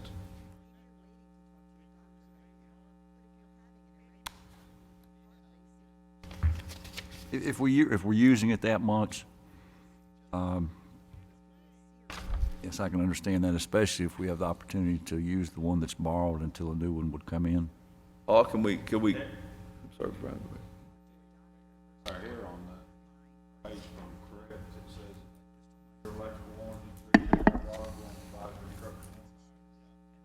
Yes, I see it now. That's on the new one. Is this a new one? Without my glasses on, I couldn't tell what it said. 1 year electrical, 3 year hydraulic, 5 year structural. Is that the one for 11,000? Yeah. Is that a Peterbilt? Yeah, 1 year electric, 3 year hydraulic, 5 year structure. Ronnie, See that, but is that a Peterbilt? I think a Peterbilt, but it's a cat, Okay. or a cat selling it.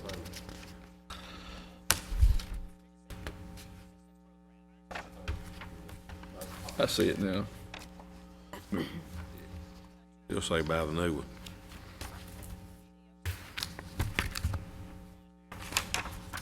Is there a motion one way or the other I on make a motion, we buy the new one, Judge. your second? So we've got a motion by Commissioner Booth, we've got a second by, motion by Commissioner Robertson, second by Commissioner Booth to buy the new, grade, are these on state contract price? Or Sourcewell or something that we don't have to bid them? I'm sure they are, Judge, but I don't have that information in front of me. It's not something we would have to bid anyway at that cost, $11,000. I've been corrected by 3 people, that's good. Normally it's Commissioner Robertson that always corrects me when I just made the motion to buy the new one. okay. The way he went on, I thought it was a Peterbilt. Yeah, does Peterbilt make these? All right, so we have a motion by Commissioner Robertson, second by Commissioner Booth to buy a new 2021 lift from Boyd Caterpillar for the price of $11,778.19. Any other question or discussion? That will get us a 5-year structural, 3-year hydraulic, and a 1-year electrical warranty. Madam Clerk, please call the roll. Commissioner Robertson, Yes. Commissioner Tackett, Yes. Commissioner Booth, Yes. Judge Jones. Yes. Fan? Recently, we bought 4 new F-150 trucks. We bought 3 of them for the road department and 1 of them for the solid waste department. We bought the one for the solid waste department with intentions of putting another easy dump in the back of it. We did a bid that we approved in December 1st of 2020 on these easy dumps with the lifter and the metal sweeper, and that contract was awarded to municipal equipment. So we have a contract price for that product of $25,496.73. Be right, my recommendation that we go ahead and buy that easy dump for that new F-350 truck for the solid waste department. And this is basically will give us a backup if one of the trucks goes down, is that correct? That's from what I understand, yes. Is this the only bid we put out on it? They've got the bid, they've got the contract on it. The bid was in December of last year, and it was awarded to municipal equipment a 1-year contract. How long does it take to get this bid? 6 weeks, he told me.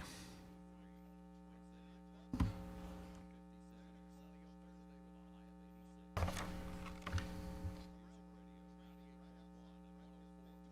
there a motion to purchase the Perkins 6-yard easy dump bed from municipal equipment? Motion. A motion by Commissioner Tackett, is there a second?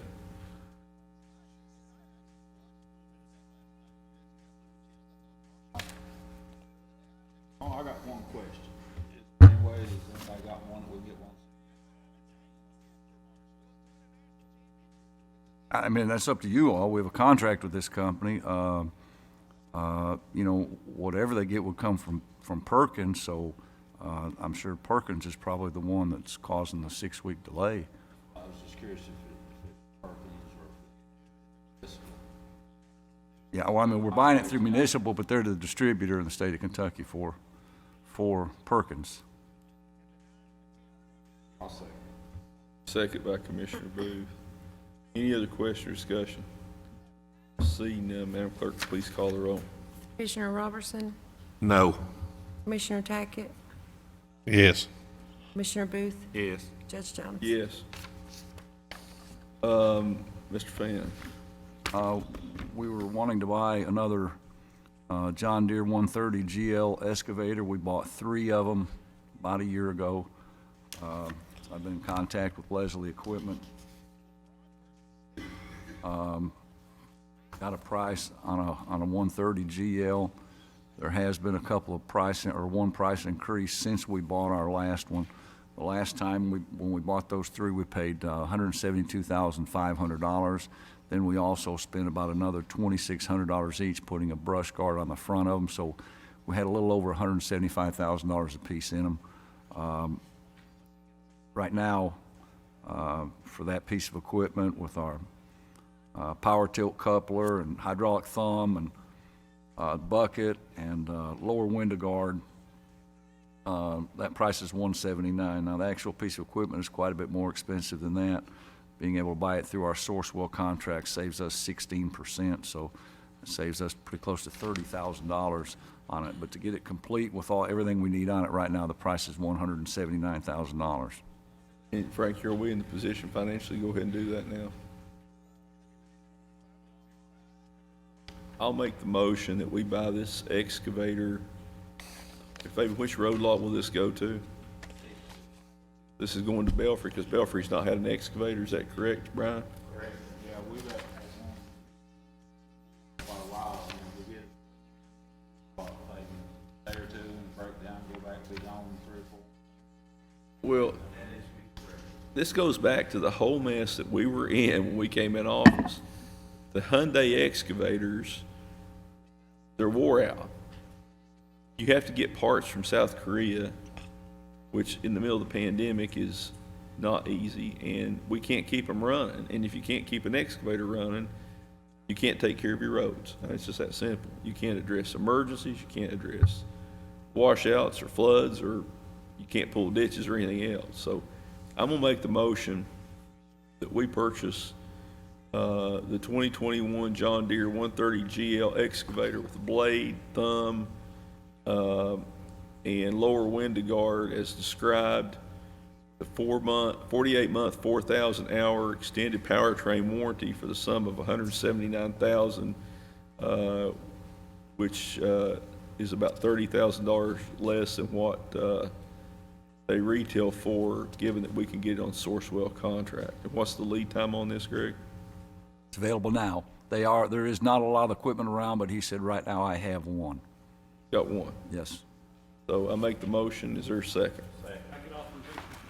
And I restate my motion. Same motion with authorization for the treasurer to issue payment on this before somebody else buys it. I'll second. Second by Commissioner Booth. Any other question or discussion? We need to get this over on the Belfry lot as soon as we can. And any other question or discussion? Seeing none, Madam Clerk, please call the roll. Commissioner Robertson, Yes. Commissioner Tackett. Yes. Commissioner Booth. Yes. Judge Jones. Yes.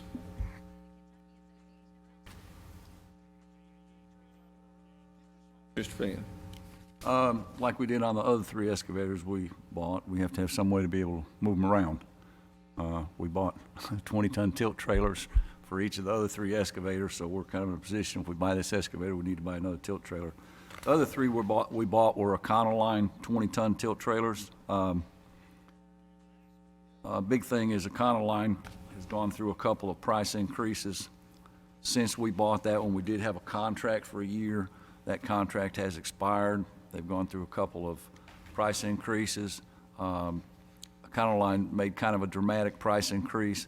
If I'm not mistaken, when we bought those other ones, we paid $21,830 for them.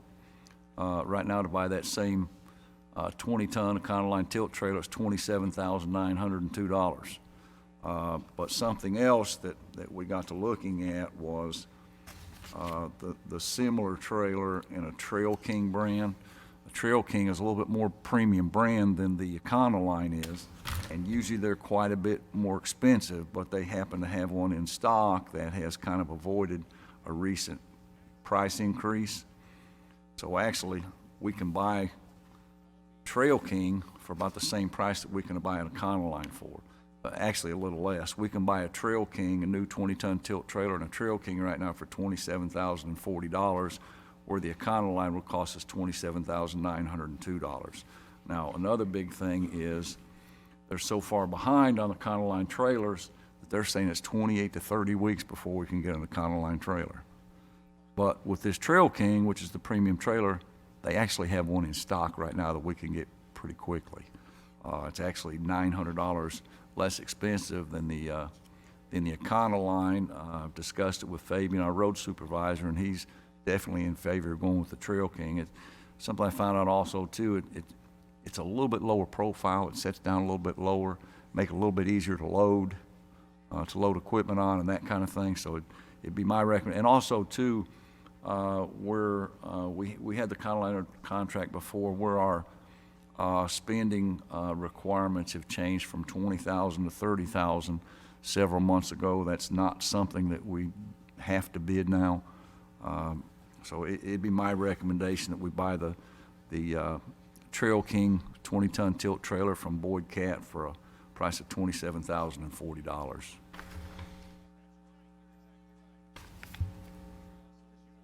Is there a motion? Motion. Motion by Commissioner Robertson. Is there a second? Second by Commissioner Booth. And let me ask you this. Is there a motion to purchase the Trail King trailer as stated in authorization for the treasurer issue payment for the same? Motion. Motion. By Commissioner Robertson. Second by Commissioner Booth. Any other question or discussion? Seeing none, Madam Clerk, please call the roll. Commissioner Robertson, Yes. Commissioner Tackett, Yes. Commissioner Booth, Yes. Judge Jones. Yes. Next item, anything else, Mr. Fan? Thanks. Greg, have you heard anything on our tractors? On our weed cutter tractors, the last I talked to the guy, it's been a week and a half or 2 weeks since I talked to him. He says it's going to be the end of June or 1st of July before we get them. The M-Series John Deere tractors. So, has anybody talked to the road or the garage to see how the two that's broke down, have we got those back up running yet? We've got one. One's back on the road. So we've got 3 mowers out mowing right now. Okay. They have any idea on the other one, I guess the fourth one? The last I'd heard, we hadn't had the parts hadn't came in yet. I can check as you guys go out on break and let you know. Thank you.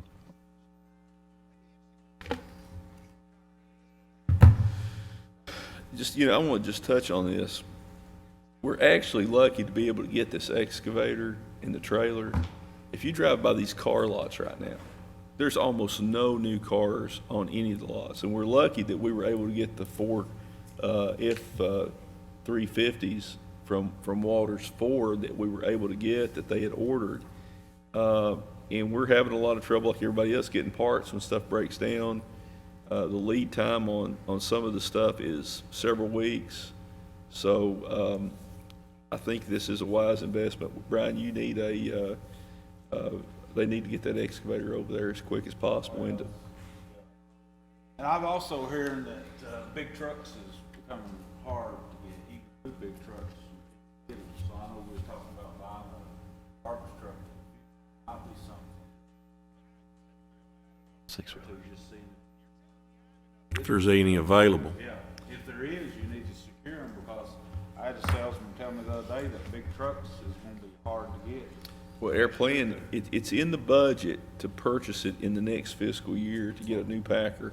So if we probably need to look and see what the lead time is and go ahead and start taking steps. Chuck, you could get with Greg and Deputy Judge Hickman and see what we're coming up with on that, what kind of lead time, because that will have to be bid, if it's not on state contract or source well price. And but we need to get up moving on that. That's a good idea. Yeah, because he told me that big trucks is going to be really hard to get. If you're not in a waiting list, you may not get one that's coming. Maybe in the 20, or you can even get a truck. And we do need to have a conversation also with Worldwide about our lease program where we've been buying these new trucks every year. And make sure and make sure we're gonna be able to get those trucks. Yeah, but that's, the plan was we would put it, auction them again and see if we're gonna, see if we're even gonna be able to get replacements. We don't wanna take them and auction them. I and think not he be- places the orders for those trucks as the other ones go back to sale. So I mean, he's already placed the order for our trucks a year in advance. He's running 12 months Okay, ahead. but what I wanna make sure though, even though that order was put in 12 months in advance, if there's no parts to build them, you mean put the order in, but we need to know if those trucks will be ready when it's time to auction the current fleet off. The good part about that is there are trucks. We actually purchased the trucks, so we don't have to worry about a lease and extending it or anything like that. But if we keep them longer than a year, we would have to run into like putting brakes and tires on them. That's why. But if he doesn't have the trucks, we can keep them. That's what I'm saying. I mean, Right. our plan is not to keep them, because the longer you keep them, the less money you're going to generate when you do auction them.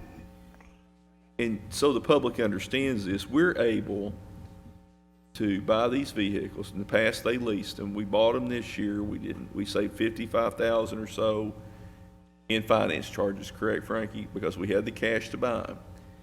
The county's done this for years, and then every year they take them and auction them in Alabama. And essentially, the county does not pay state sales tax on them. We don't pay the federal excise tax that a purchaser in the private sector would pay.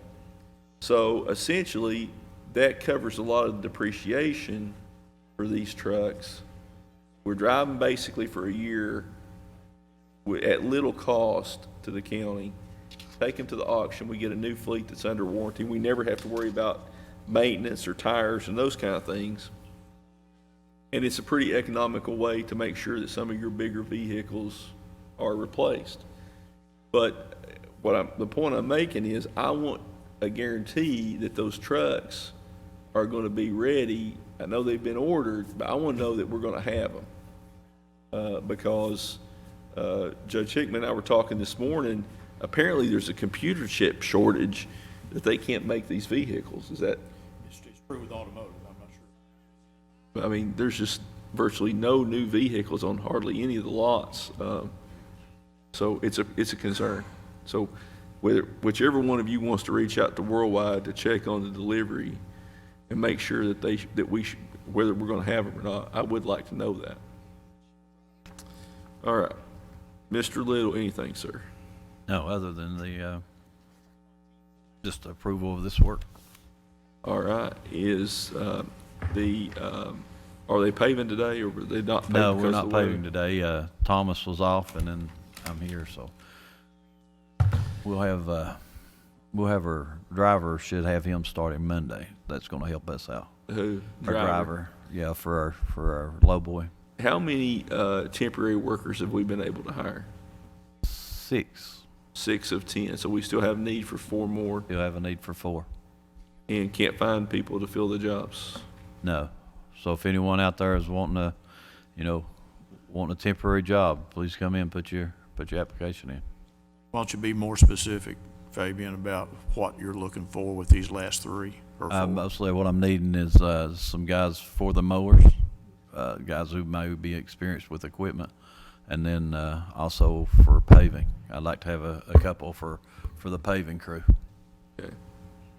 So we might want to reach out to see if anybody knows anybody that's laid off from, one of the highway construction companies right now. They've got any kind of paving experience, those kind of things. We do have some positions open temporarily, and they can come to the judge's office and put their application in, and we need those folks as soon as we can get them. Yeah. So the other question is, how much more paving do we have left to do on this fiscal year? We still, Commissioner Booth has 200 and some thousand left. Commissioner Robertson, he has 21,000. Commissioner Tackett, I think, has 34,000. So that's money that has to be spent by June the 7th. Yeah. She has to have the receipts by June 14th, so that means, we have to get this done by June the 7th.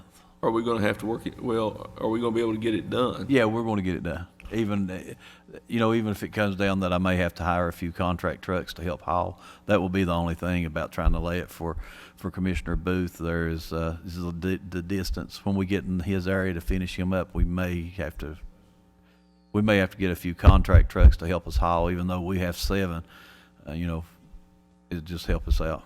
And to make- then- we get this done, because we don't want to lose that money. And then the question is, we'll be able to go right back into paving as soon as July Yeah, 1 yes. gets here. Yeah, we'll go. Okay. But we won't stop, but we just got to get this money spent first, though. All right, we have the county commissioners' recommended road list and completed work orders. Again, these will be posted on Pike TV for the members of the public to see. Is there a motion to approve? Motion. Motion by Commissioner Tackett. Is there a second? Second by Commissioner Booth. Any other question or discussion? Seeing none, Madam Clerk, please call the roll. Commissioner Robertson? Yes. Commissioner Tackett? Yes. Commissioner Booth? Yes. Judge Jones? Yes. Mr. Stacy, Treasurer's business. Authorize payment of the expenditure approval list dated May 17th and any other utility and telephone bills received before checks are run, which will probably be Friday. Is there a motion? We have a motion to authorize payment of expenditure approval list dated May 17, 2021, and other utility and phone bills prior to check run. Is there a second? Second. Second by Commissioner Tackett. Any other question or discussion? Seeing none, Madam Clerk, please call the roll. Commissioner Robertson? Yes. Commissioner Tackett? Yes. Commissioner Booth? Yes. Judge Jones? Yes. Acknowledge receipt of the sheriff and the clerk's 2550 report for April 2021. Is there a motion to acknowledge receipt of the sheriff and clerk's 2550 reports for April 2021? Motion. Motion by Commissioner Robertson. Is there a second? Second. Second by Commissioner Tackett. Any other question or discussion? Seeing none, Madam Clerk, please call the roll. Commissioner Robertson? Yes. Commissioner Tackett? Yes. Commissioner Booth? Judge Jones? Yes. Authorize checks for lodging, registration, and expenses for any employee who wishes to attend the KCJEA/KMCA Joint Summer Conference, June 15th through the 17th at the Marriott Griffin Gate in Lexington. Is there a motion to authorize checks for lodging registration expenses for the KCJEA and KMCA Joint Summer Conference? Motion. Commissioner Booth with the motions or second? Second. Second by Commissioner Tackett. Any question or discussion? Seeing none, Madam Clerk, please call the roll. Commissioner Robertson? Yes. Commissioner Tackett? Yes. Commissioner Booth? Yes. Judge Jones? Yes. The last thing I have would be to authorize a standing order for checks to Billiter Construction up to a total of $29,800 for 3 illegal dumps that were awarded on bid number 18 of 2021. As he completes those, once they're signed off on by Division of Waste Management and our grant writer. Is there a motion to authorize a standing order for checks to Billiter Construction up to $29,800 for 3 illegal dumps awarded on bid number 18-2021 as requested, once signed off on by the Kentucky Division of Waste Management and Ms. Hall as completed? Motion. Motion by Commissioner Robertson. Is there a second? Second. Second by Commissioner Tackett. Any other question or discussion? Seeing none, Madam Clerk, please call the roll. Commissioner Robertson? Yes. Commissioner Tackett? Yes. Commissioner Booth? Yes. Judge Jones? Yes. Do we have any personnel matters to attend to today? Yes. Okay. Mr. Keene or Mr. Downey, please instruct the court and the public on the relevant provisions of the Kentucky Open Meeting Law as it pertains to entry into executive session. You'll need a motion under KRS 61810 subsection F to discuss specific personnel matters. Is there a motion to enter into executive session? Motion. Motion by Commissioner Booth. Is there a second? Second. Second by Commissioner Robertson. Madam Clerk, please call the roll. Commissioner Robertson? Yes. Commissioner Tackett? Yes. Commissioner Booth? Yes. Judge Jones? Yes, we will be in recess for executive session and we'll return to the call of chair. Motion by Commissioner Robertson. Is there a second? Second. Second by Commissioner Booth. Madam Clerk, please call the roll. Commissioner Robertson? Yes. Commissioner Tackett? Yes. Commissioner Booth? Yes. Judge Jones? Yes. Is my motion to to move Ethan Morris, Austin Hatfield, Sean Scott to the special road crew, to hire John Ratliff as a tow truck driver on the special road crew at a 5/8 rate of pay effective 5/24/21. Approval to hire Jesse Brainerd as a loader at the solid waste area 1 at a 2H rate of pay effective 5/17/21. Approval to accept Patrick McCoy's resignation effective 5/15/21. Approval to hire Robert May temporarily as a special road crew member at 3H rate of pay effective 5/12/21. And also to acknowledge the retirement of Isaac Ike Sanders, who is the road foreman for District 1 effective 5/31/21. And we want to wish Ike much happiness in retirement. He's done a great job for us, and we're going to miss Ike. So that would be my motion with regard to personnel. Is there a second? Second by Commissioner Robertson. Any other question or discussion? Seeing none, Madam Clerk, please call the roll. Commissioner Robertson, Yes. Commissioner Tackett, Yes. Commissioner Booth. Yes. Judge Jones. Yes. All right, Department Supervisors' comments. Mr. Tackett, anything, sir? Mr. Fan, anything? Mr. Spears? Mr. Skaggs? Ms. Skaggs? Ms. Goff? Ms. Thacker? Ms. Vanover, anything? Ms. Hall? Mr. Ratliff? Mr. Kaiser? Mr. Williamson? Mr. Maynard, anything? All right. Deputy Judge Hickman, anything? No, sir. Colonel Down, anything from the Assistant County Attorney's Office? Real quick, Judge, Commissioner Robertson and I went out last week and looked at some properties in his district that had some complaints. We will start contacting those people this afternoon. It took me a little bit to get some information. I've got some further information. But for you folks that are listening, that want to call in and talk about properties that need to be cleaned up in your area, one way to do this is call the Solid Waste Department, the county attorney, and ask for me, or contact your local commissioner.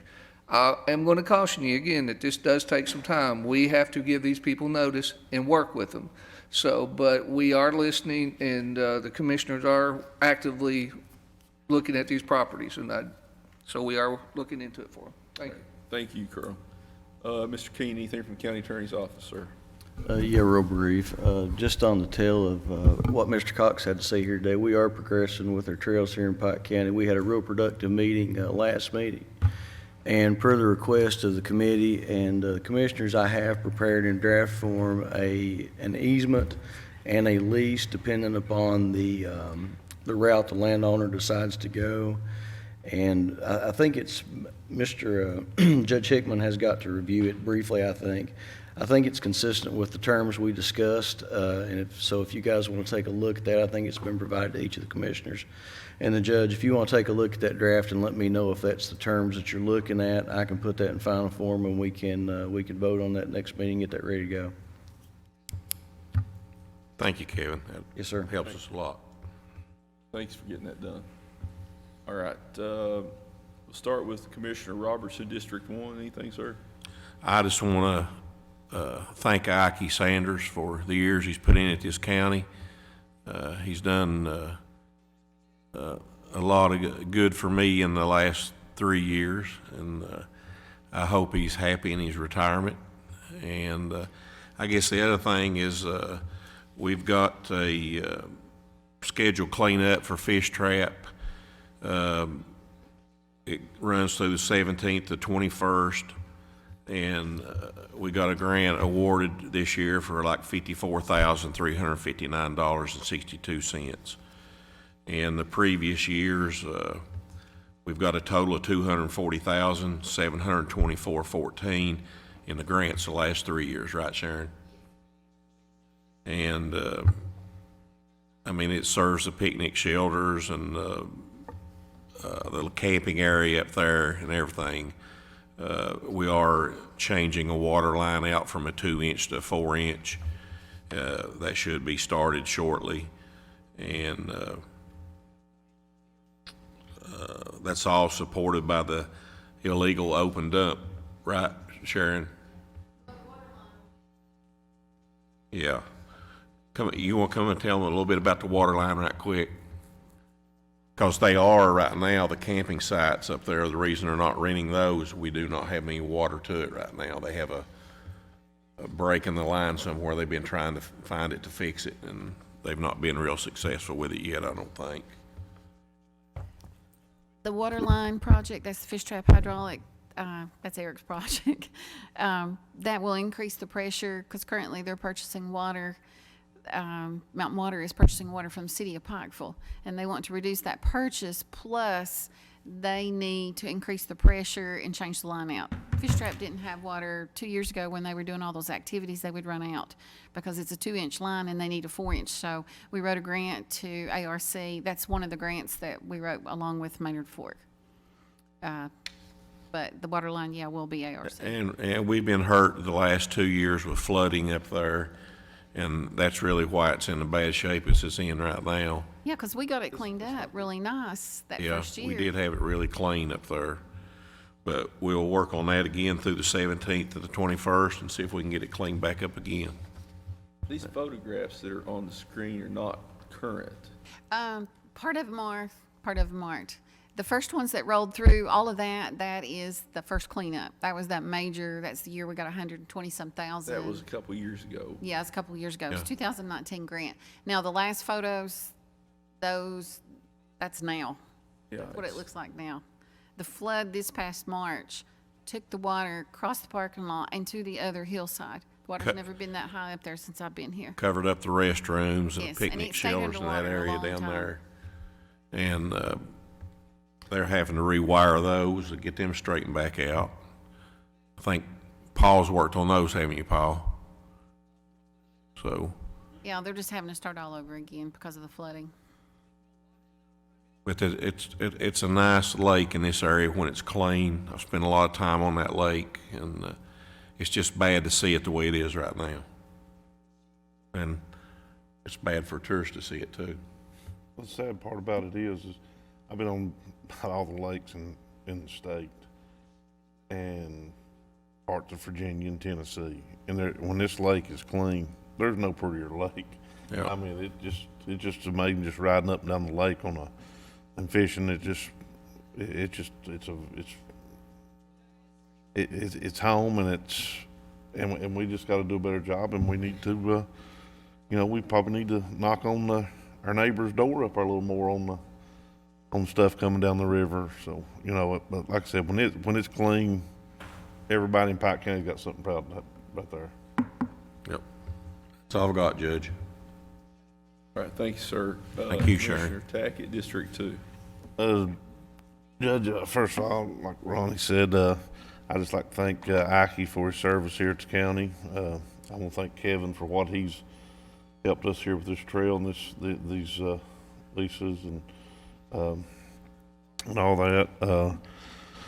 We've got some big things dealing in the county, and we've got one property owner in the Flatwoods area that is interested in getting started, hopefully by maybe midsummer or early fall, on some maybe campgrounds or I just want to let the people know about that. Me and Fabian done talked. We're going to try to get up there after we get caught up a little bit. We're still running behind on some things, but we're moving a whole lot quicker than we're getting more done. So, and I just want to let the people of District 2 know that so far this spring we have blacktopped and I guess pulled patch about 7 hollows plus the pothole patching.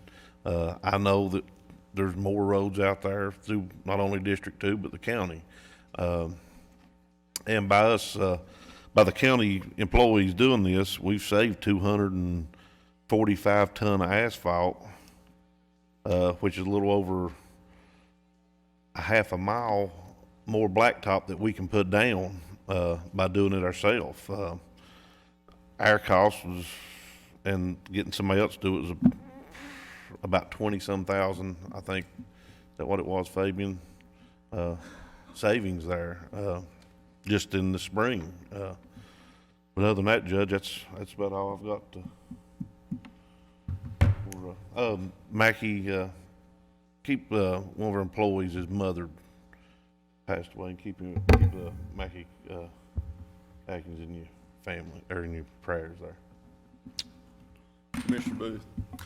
Judge, I'd also like to wish Ike a good retirement stuff and all. I've known Ike a long time, worked beside him when I worked with the county and all, and I want to wish him a happy retirement. And back to earlier, whenever we signed a lease on the property up at Hardy on 319 for the Well McCoy site, Judge, I just wanted to tell the people, anytime they get an opportunity to come through Hardy, to be sure to stop by and up there. I'm sure that Mr. Scott, Mr. Warren that lives there will treat them much like they're at home, show them the well site. There's some pictures here that you can see of the well site there, the McCoy home place. They can park on the left-hand side of the road there. There's a little marker there where the McCoy boys passed away when the Hatfields attacked Mr. McCoy's home and burnt it to the ground there. They have a church service there in September. Anybody has the opportunity to go to that church service in September, it's really nice. It has a layout of the cabin there. They have little flags where the cabin is. It's a great opportunity for you to go up through there and visit them. There's the three boys that was killed, the McCoy boys, is buried just a short piece up on the hill there, and there's a little marker area there that tells a little bit about it. I think in June, there's supposed to be 3 coaches come through here in June and visit through this area, and I think there's even a car club out of California that will be going through parts of eastern Kentucky here in the Pike County. There's been people from Denmark, UK, Canada that's come to this well site and visited. People here as far away as California and up in New York has come to this well site and visited. So anybody that's wants to get out in the summer, come up through Hardy there and stop by the well site and visit with Mr. Scott or Mr. Warren that lives next to him there, and I'm sure they'll treat him with a lot of hospitality. And that's about all I have today, Judge. Thank you. I really don't have anything else to add. It's been a long meeting. We've got a lot of work to do. We're going to clean Fish Trap up, and it does get sometimes when you see some of the comments on Facebook about negative comments, we've cleaned it up every year we've been in office.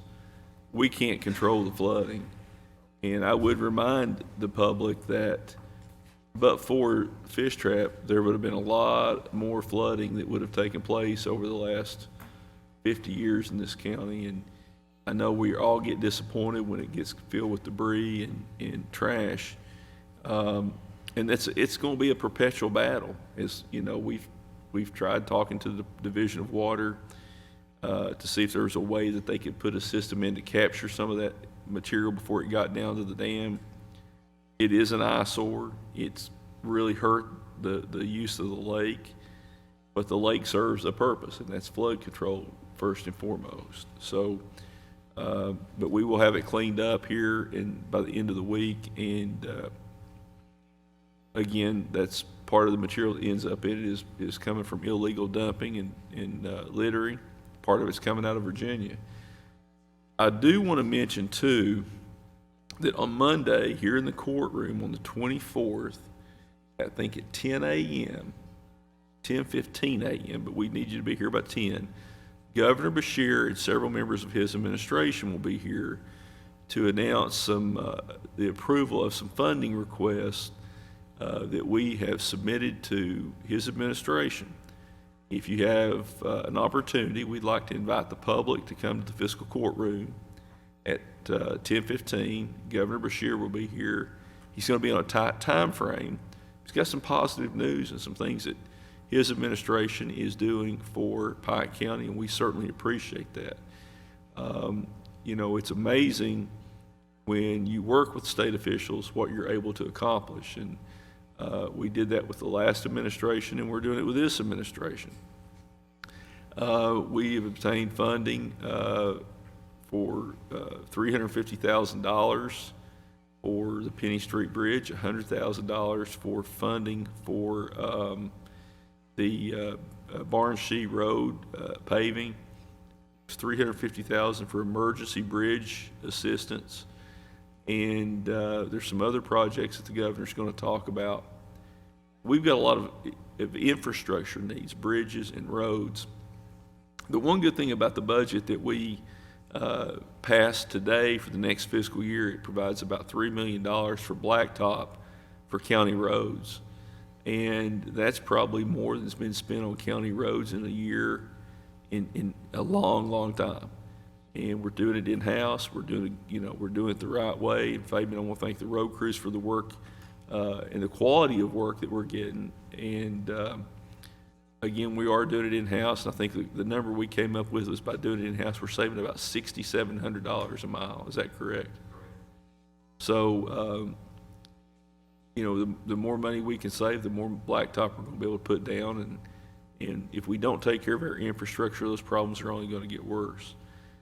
So again, please, if you get an opportunity to come by on Monday and express to Governor Beshear that we do need more money for infrastructure, roads, water, sewer, those kind of things, and also to express the appreciation of the people of the county for his administration's work to try to move us forward. So I don't really think I have anything else, and the next court meeting will not take place until the June regular court meeting, barring some need for a special call meeting. If there is a problem that you have with solid waste, you can call 432-6245. We ask that you, rather than going on Facebook, making some complaint that no one may ever see, just call the solid waste office. If you have an issue with the road, county road, the road department number is 432-6230. We can address problems if we know about them. We can't fix them if we don't. So we would appreciate passing along any complaints to those offices. If it's a matter that needs to go to the judge's office, 432-6247. So again, thank you all very much for coming today, and we'll see you at the first meeting in June. And with that being said, I would ask Commissioner Booth if he would say the benediction, and we'll then entertain a motion to adjourn. Dear Heavenly Father, as we come before you again, dear Lord. Lord, thank you for just being with us here today, dear Heavenly Father, as we have our court meeting, dear Heavenly Father. And watch over all of our employees, they travel to our home, and all those that send the Heavenly Father, as they travel to their homes and workplaces, dear Lord. Time we meet again, in Jesus' name we pray. Amen. Amen. Is there a motion to adjourn? Motion by Commissioner Robertson. Is there a second? Second by Commissioner Booth. Madam Clerk, please call the roll. Commissioner Robertson, Yes. Commissioner Tackett, Yes. Commissioner Booth, Yes. Judge Jones. Yes, we are adjourned.